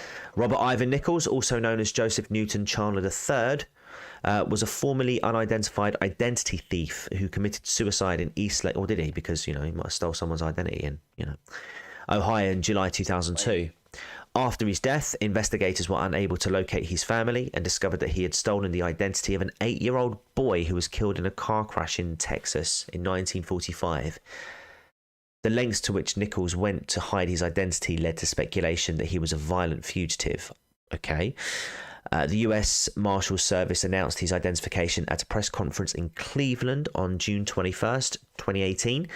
Some internet sleuths suggested that he might have been the Zodiac Killer, as he resembled police sketches of the Zodiac and had lived in California where the Zodiac operated. So tenuous. Yeah, no. Moving on. In 2014, Gary Stewart published a book, The Most Dangerous Animal of All, in which he claimed his search for his biological father, here we go again, Earl Van Best Jr., led him to conclude Van Best was the Zodiac Killer. In 2020, the book was adapted for FX Network as a documentary series. Nah. Just my dad's better than your dad, innit? In all honesty, with all the symbology and need to cipher his work, the one man, one woman thing makes sense in a lot of cults and cultures of old world paganism. I don't think it was just a spree thing. I don't think it was a spree. Again, the confirmed cases, I don't think are the only cases. I think it goes further back and stretches further forward. Further on from the Paul Stein murder. It's possible there could have been more than one person but it's just based on the survivor accounts. There was never more than one person there, so it would lead me to believe it was one person carrying out the attacks. Don't know if that makes sense. I'm not fully convinced by that, but okay. So you think it could be more than one person? oh yeah, Okay. yeah. Well, I mean, I think they could be completely unrelated. Okay. You think they could be But unrelated? if you can show a connection, this is one thing that I haven't been able to ascertain, is that if Lee Allen and Gaikowski are suspects that have considerable overlap with the victims, did they ever meet? And is there kind of a strangers on a train kind of a meeting of warped minds, and they do it together? I mean, nobody's looked at that, and there's absolutely nothing. The other thing I forgot about Gaikowski that's interesting. You know how there's letters in one of the ciphers that spell Kaya? Yes. Yeah. Now, one of the ciphers allegedly, I should say that because it's still not confirmed, but that was it. Yeah. But one of the other ciphers that was decrypted contains a 4-letter word, Gyke, Gyke. Now, Gyke was how Richard Gaikowski was referred to around the office, but obviously people spelt it Gaik. Yeah. On memos, not Gyke. But if the Zodiac's kind of playing around with phonetics because he misspells words here and there, that's just one other thing to add to Gaikowski's already bulging file of circumstantial evidence. In plain view, in plain sight. You're convincing me more, mate. I'm definitely gonna go back and listen to this again and take notes.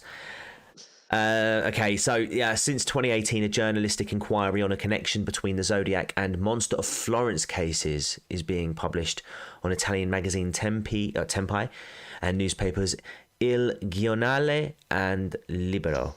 I'm probably butchering that, and I'm very sorry. The suspect is a former superintendent of the Florence American Cemetery in Italy, Joseph Joe Bevilacqua, also known as Giuseppe, who was born on December 20, 1935 in Totowa, New Jersey, and had a 20 years career in the army when he left it to move to Florence in 1974. So he was around about the right age, and everything sort of went a bit quiet after the 74, or well, there were some letters that came through, but I mean, in terms of the murders, I mean, it pretty much officially stopped after starting a good 4 or 5 years. So, and then the highly likely ones stop after 71. Here we go. Francesco Amisoni, or I don't know, the author of the inquiry, wrote an account of Bevilacqua's partial admission, in which he would have confessed to Amisone to being responsible of the murders attributed to the Zodiac Killer and the Monster of Florence in an unregistered conversation occurred on September the 11th, 2017. After the release of the first part of the inquiry in May 2018, Bevilacqua denied his admission, even though he threatened him with a lawsuit. Amisone did not stop to accuse him. In 2021, so this year, Amisone reported that Bevilacqua would have been an undercover CID agent assigned to an investigation in San Francisco concerning SMA William O. Wooldridge and other army sergeants at the time of Zodiac's homicides in 1969 and 1970. While army criminal investigator in Italy, in the early 70s, Bevilacqua would have had access to a case file of a double murder which occurred near Florence in 1968, where bullets and shell casings had been improperly stored. Bevilacqua replaced the pieces of evidence with spent cartridges shot by the gun he would use in the Monster of Florence's homicides in order to link his future crimes to those murders for which he had an alibi. Italian authorities collected Bevilacqua's DNA in late 2020. No news on that. The sources for all of those, as I say, is just literally taken from the Wikipedia page. You can find there, so take a screenshot of that if you want. But guys, Of course. One more. Oh, Teddy boy. got Yeah. Ted Cruz. He's my main suspect. Yeah. I don't know about you, but I mean, I was weighing up the pros and cons of Ted Cruz, and I said pros. I mean, he does look like the composite sketch. it's exactly the same. It's plus, exactly the same, minus the glasses. yeah, you tell me where he was in 1969. In his mum's tummy. Exactly, you can't account for him. There's no character. I think Mrs. Cruz could account for him. You say anything to protect the son, if you ask me. What I would like to know, in great in a bit more detail, is how. Obviously, let's be honest, it's probably not Ted Cruz, although I wouldn't rule it out. You would say that. Well, but then again, but didn't his name crop up because of a poll that was taken in Florida or California? I think it was like 30% believed that he could have been the Zodiac Killer, not knowing who they were actually. It'll be so. Yeah, it'll just be an internet meme. I don't know if it's necessarily that. Yeah, no, and from that it turned into an internet meme and sort of carried on. Possibly. What I like is Cruz runs with it. Yeah. I love it. So you know that thing was decrypted recently, the Z13. Yes. Yeah. And somebody on Twitter they put a link to the article saying Z13 decrypted and all that, and they had the translation. And Ted Cruz just put on his Twitter page. He retweeted it and said, "Nah, that's not what I wrote." Yeah. Love it. No, I do love that he embraces it because Yeah. I mean, being accused of murdering 5 people and, severely injuring 2 people, probably not nice thing to be accused of. But if he can get away with murder, imagine what he can get away with in office. I know, right? No, what I actually one of the things I like about Ted Cruz is his sense of humour. He's very droll. You may not agree with him politically, but I mean, let's be honest. He's embraced this, and he should be credit. He should be admired for taking on board with getting on board with the joke and running with it. Yeah, he's a good man. Yeah. But guys, that pretty much wraps it up. So, what do you open discussion? I mean, I think we've discussed. Yeah, everything we really need to at this point. I mean, I'm not convinced it's the same person. Okay. Especially the taxi driver one. The taxi driver one's very different. It is very different, isn't it? Very different. The rest of them are after couples. One of them he puts the mask and stuff on. Yeah. Oh, sorry, desiccated limbs. We've been going for just over 3 hours now. Oh, we're nearly getting to long man territory. You should be used to that, Harry. Oh, yeah. True, very true. You alone, you've just warmed up on laughing at the Guardian. Yeah. But don't forget the 24-hour stream he did for charity. God, I still don't remember most of that. But, yeah. When did the first cipher get sent? Was that before or after the mask? It was 2nd of August 69. Well, it was the 31st of July they received them. They published them. Say the San Francisco Chronicle published the first one on the 2nd of August. So yeah, 31st of July, 68, 69. So that's the thing. That was his second murder, wasn't it? After the second. Third. Oh no! No, it was after the 2 second. murders. Yeah, he'd done 2 at the time. Well, it was technically his 3rd murder because the first killings he'd done in December, both people died. So yeah, it was his 3rd murder. So second incident. Second incident, 3rd murder. Yeah. Right. That's what I mean. Yeah. So. I mean, how do you connect him to the first one? With the second? I think it's the similarities, the location. What happened? Because all he really says is, "Oh, I did those 2 back then as well." Yeah, but he named us. He said, "I'm going to name some things that only the police would know. It's in the police report, but it wasn't printed in the press." Yeah, and it was like these super fine details about the position of the bodies, the type of ammunition used. So I mean, there's brands. various things with why does he wear the mask on the third murder? Because it's a daytime hit. Correct. Yeah. 'cause I mean, that was I another mean, big. And he's in a more open area. He hasn't got the cover Yeah. of night, and there are a few trees and shrubs around, but essentially, Cecilia detected him from about 200 yards Yeah. approaching. Mm. So, yes, so he has the mask because he's doing a daytime hit on these people. Why Paul Stein?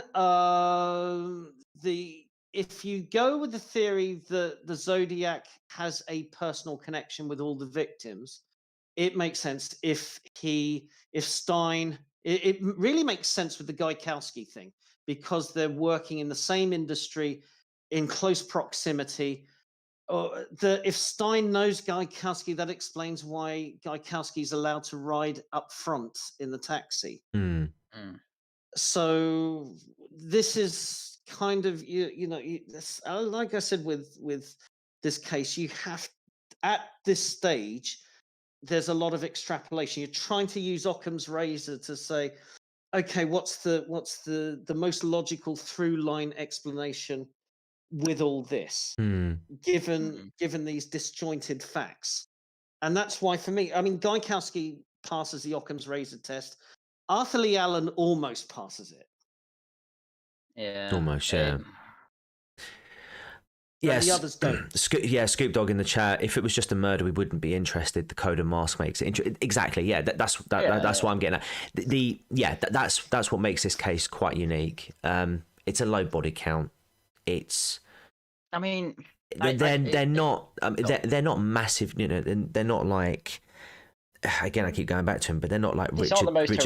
They're not the most horrific. It's just like, obviously, I mean, it's terrible. Don't get me wrong, but I mean, in terms of, how horrific it is. It's just a gunshot, a couple of stab wounds, or it's not. We're not talking Richard Trent and Chase or railway killers, for example.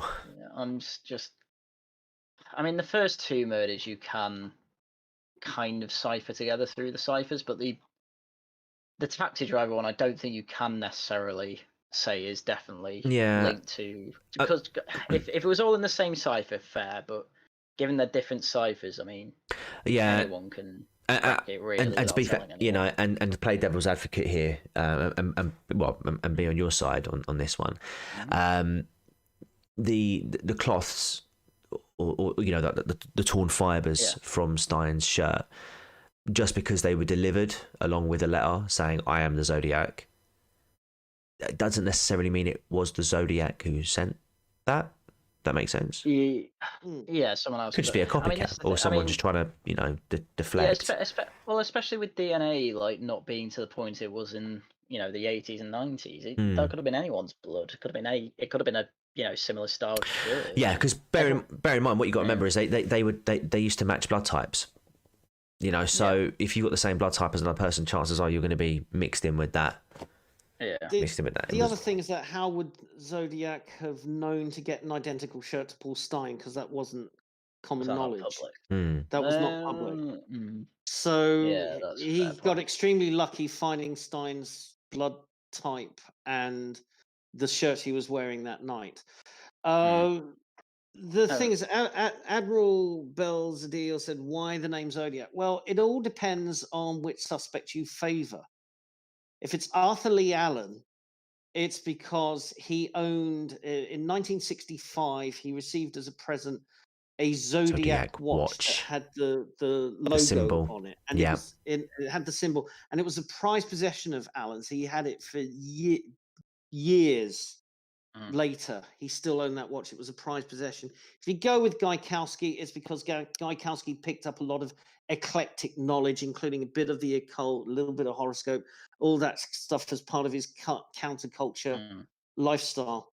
I want to mention something about the smoking, because we said a lot of cigarette butts were found. So again, you're looking at somebody who was a prolific smoker, and the four main suspects were all smokers. The other thing that about Gaikowski is that people who know him said he was taking drugs back in the 60s. And one of the most common drugs around at the time was marijuana, and that is known to trigger schizophrenia in a small number of people. So, if he was doing a lot of pot in the mid-60s and it's triggering schizophrenic, but having said that, nobody's examined the cigarette butts to see, if they were joints. That's never cropped up in the investigation. They're hanging around, and so Zodiac gets in the cab at a place where the cabs are just hanging around. Because one of the things is that Stein radios in to his dispatcher saying, I'm picking up a fare and it's going to this location. But where he's murdered, where the cab was asked to pull over, was not the final destination. It was earlier than that. I thought it was a block and a half away, wasn't it? Yeah. So, I mean, there's always the chance that it's like, oh, I'll tell you what, it's a block and a half away. Can you drop me off here instead? It's like, well, why would he do that? I don't know. But what Zodiac often does I is lure his victims into a false sense of security. He did this at the Lake Berry Nessa. He is wrong-footing them. He says, this is what I'm going to do, but he actually does something far worse. And it could be the case with the taxi driver. He's doing things, chatting with him. Oh, you can just drop me off here. Instead, it just drops the guard of the cabbie. I mean, at the end of the day, it's Ted Cruz, isn't it? Like, at the end of the day, it's always going to be Ted Cruz. I don't know, man. I mean, I need more substantial evidence than he says himself that he did it all to link them. Yeah, personally, I just think the possibility of getting that sort of evidence, especially now, is going to be nigh on impossible. Yeah, like we don't even know if it was the same person sending the ciphers. Well, this is it. So the one who links it all, he could be an insider in the police trying to piss about. We don't know. Yeah. That was an aside. So Dave Toschi is this super cop whose reputation is starting to get a bit tarnished in the 70s because he can't catch the Zodiac. He was often invited onto TV shows or radio shows, as a kind of expert to talk about crime. And he appears on a show a couple of times. And he likes the publicity. He likes being on this show. He wants to make sure he gets invited back. So he starts writing in fake fan letters. Yes, right. That's right. And San Francisco starts thinking maybe if he fakes those letters, did he fake some of the Zodiac's letters? Yeah. And he's investigated for that. He's eventually cleared. Yeah. But that is considered at the time. I was going to say, I was literally just about to say, wasn't he the one who was accused of forging ciphers and letters and whatnot because he did that with fan mail? What a weird thing to do. I mean, mind you, nowadays it would just be creating alt accounts and leaving yourself positive reviews, wouldn't it? Yeah. Oh, I do that with my own YouTube channel. Yeah, I am Haryan Glaeddiv's alt account. But the thing about Toschi is that his overall career, because even if he's forging the Zodiac letters, it does his career no favors. In fact, it has the opposite effect. That this guy who, I think he joined the San Francisco Police Department in 1959. So from 1959 to 1969, he rises up. He's the super cop. Yeah. He's the inspiration for Bullet and Dirty Harry. Yeah. And then, so by faking the letters, I mean, faking fan letters is one thing to try and bolster a kind of flagging reputation by keeping himself in the public eye. But faking the actual Zodiac letters, I think it's counterproductive. It's another level, isn't it? Yeah. Which, I can see. The Admiral. Oh no! Tosh did his best work with Burnside. Has Burnside been yeeted from Twitter out of? I've got no idea. Don't know, mate. I heard that Burnside was yeeted from Twitter. Maybe he's on Getter. Yeah. I'm just trying to think other senior detectives in the bill that he could create an account. Get her live. Nice. I don't know. I don't know. I did have a But anyway, that's I did have a Parler account for a little while, but just Oh, what Paula got? Yeah. yeah. But to be honest, I just used it to promote the channel. But like, even though I got to a point where it was just like too unusable, and then yeah, I was like, nah, I can't be bothered with it. It's back, I hear, but who cares? Yeah, who cares? Who cares? It had its moment. Rip Parler. Anyway. But anywho, Do you reckon the Zodiac Killer's on Parler? probably, I'd imagine so. He's definitely got a Gav account. Ted Cruz is on it, so you know. yeah. There we go. Just That saying. brings to a point that they're probably all the suspects are now dead. I'm aghast they didn't call it Trumpet. Brilliant. Nice. Oh, dear. right, guys. I think. Is there any sort of closing statements you guys want to make, or I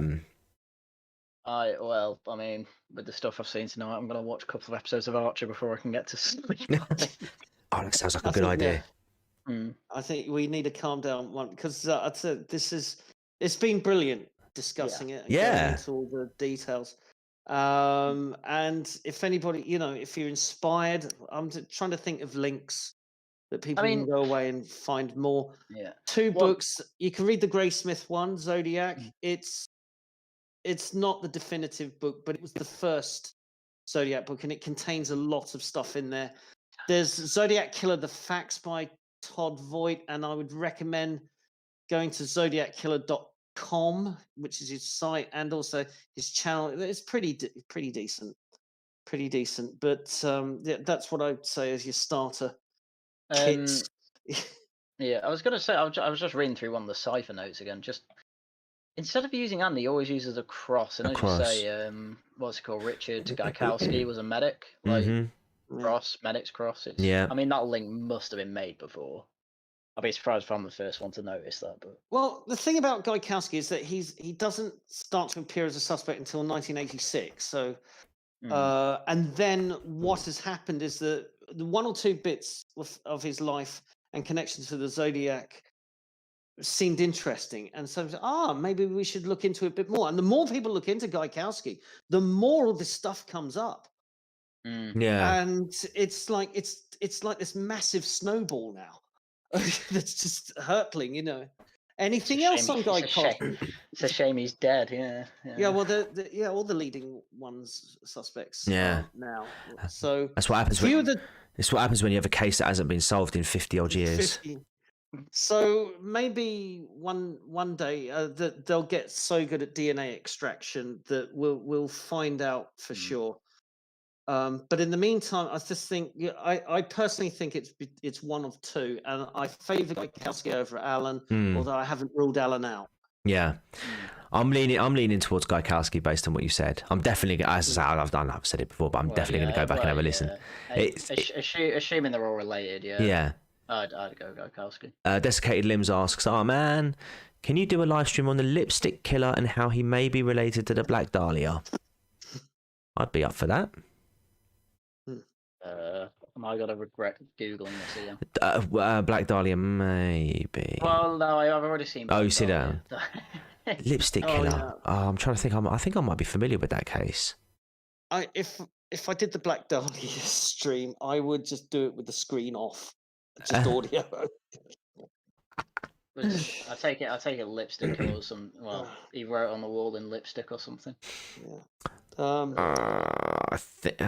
not sure. I think it might have been a case of. I think there might have been lipstick actually found by the body. I can't remember. I could be thinking of a completely different case. Desiccated Limbs. Give us a quick TLDR on that one, and I'll see if I remember it. Well, when I Google it, there's images of like writing on the wall saying like, "For heaven's sake, please hit me before I kill more. I cannot control myself." Oh my god! Yeah. I think I know that one. Numerous spelling errors, but there you go. Yeah, so many effed up people. Yeah. Isn't there just? Yeah. And we've still not caught Jack the Ripper. When are they gonna find that guy? Oh, no, they ID'd him. Oh, did they? Yeah. Who was it? Oh, and it was DNA. It wasn't the Polish. right. It was a Lithuanian kind of. No, yeah. Apparently, the DNA method that was used was has been scrutinised on that one, and That's not good enough. Or what? yeah, basically the methodology used to determine that wasn't standard, shall we say? So yeah, they haven't. It's still unsolved. It's possible. But when the name came up, even the Metropolitan Police Black Museum said actually that's the guy that we've had in mind all along. Yeah, but again, So, yeah, but then so yeah, it's the Lithuanian or Latvian. Yeah. how long until Ted Cruz is the guy that they've had all along as Ted Cruz is actually Jack the Ripper. but yeah, he was. There you go, folks. You've heard it here. We haven't managed to solve the Zodiac case, but we've solved the Jack the Ripper case. Ted Cruz. Assassin's Creed got it wrong. Oh God. Yeah, it's I mean, that could be another stream all to itself, I'm sure. Yeah. How many whores did he kill? Like 6? It wasn't that many. It 5. wasn't many. 5 or 6. I think it was 5. Yeah. It's And he washed the bodies. Right. Okay. I'm gonna have a look at that one. Desiccated limbs. I'll go and have a look at that, and I will see if I can get these lovely chaps back on to talk about that. I don't know much Please about don't do it that on a case. Friday night again. I don't. I like to go to sleep. Oh, nightmares. You're gonna put like Yeah. Thomas the Tank Engine on now, aren't you? Oh, maybe. Yeah. I Paw did Patrol. that. What was it? When you were first doing your true crime videos, I was watching them after everybody else had gone to sleep Right. in my black where I live, and I think it was it was the Sacramento Vampire. Oh, that one. And, Yeah. And I did type in, "I'm going to be sick." Yeah. I just really felt at the time, I am actually going to be sick. Oh, yeah. Well, imagine how I felt research. I mean, the stuff that I put on there wasn't all the stuff that I found, and I only get time really at night times now to do it with my job and everything. So I'm sitting here right now in my living room, pretty much pitch black, with this like Uncanny Valley composite sketch and Ted Cruz's mugshot in front of me. I'm pretty sure I'm tired to the point now where I'm hallucinating and I'm seeing faces in the corner of my eyes. And yeah, when it comes to researching cases like that, like you, Harry, and I have to watch a couple of episodes of Archer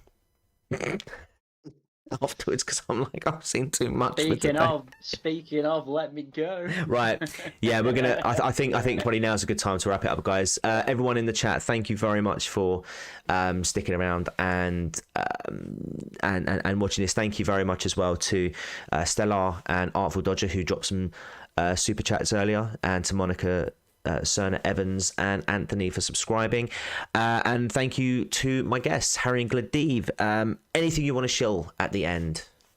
Well, I made a video today about Canada tearing down a statue of Queen Elizabeth II and Queen Victoria for things that had nothing to do with them. I need to go and watch that. Go watch it. Yeah, go watch that as well. Links in the description for the channels. And Rhubba, have you got anything in the pipeline that you're going to be putting out? Yeah, I mean, I want to do another Dispatches from the Culturals, and it probably will be on the tearing down of the Queen Victoria statue, but from a different perspective, because I want to ask I said, and this helps Indigenous people how? Right. And the response I got was, "Oh, it's cathartic," and that got about 25 likes from idiots. I go, "How's it cathartic? How? Okay, in which case, can I smash it all? Can I smash your car up? Because that would be cathartic. It would help me. You know, you either have a law and shared spaces that's shared by everybody, or you don't have the rule of law and you do whatever the hell you like because it's cathartic." So I might, the mindset of so I might approach it from the position of the mindset of the apologist. Yeah. Interesting. Why are people condoning this? Whereas Haryan's just probably going to be Don't tear down my statue. That's bad. Wow, you are really underselling my channel. I actually went. I haven't even watched it yet. All right. I just might watch kind of like Emma Webb bitch slapping of a iconoclast queen. So Nice. yeah, she's very good at the droll put down. Nice. And in terms of what I'm doing, I should have the script done for my other case that I was working on this week as well. That should be done tomorrow. So there will be a video next week. I'll try and get it out for Tuesday, but again, I don't really give myself deadlines just because of so much at the moment. Ironically, live streams are actually easier to do at the moment. But yeah, no, next new video next week, 100%. Exactly what day, don't know, but I will keep you updated through the community tabs and through my socials. So follow me on Twitter at that crime guy, and also don't forget to like, share, subscribe, and hit the notification bell so you never miss an upload. Again, thank you very much, Rhubba, Haryan. Thank you to all in the chat, and until next time, take care and goodbye. Oh my God, Ted Cruz is in the room. Gee. For now.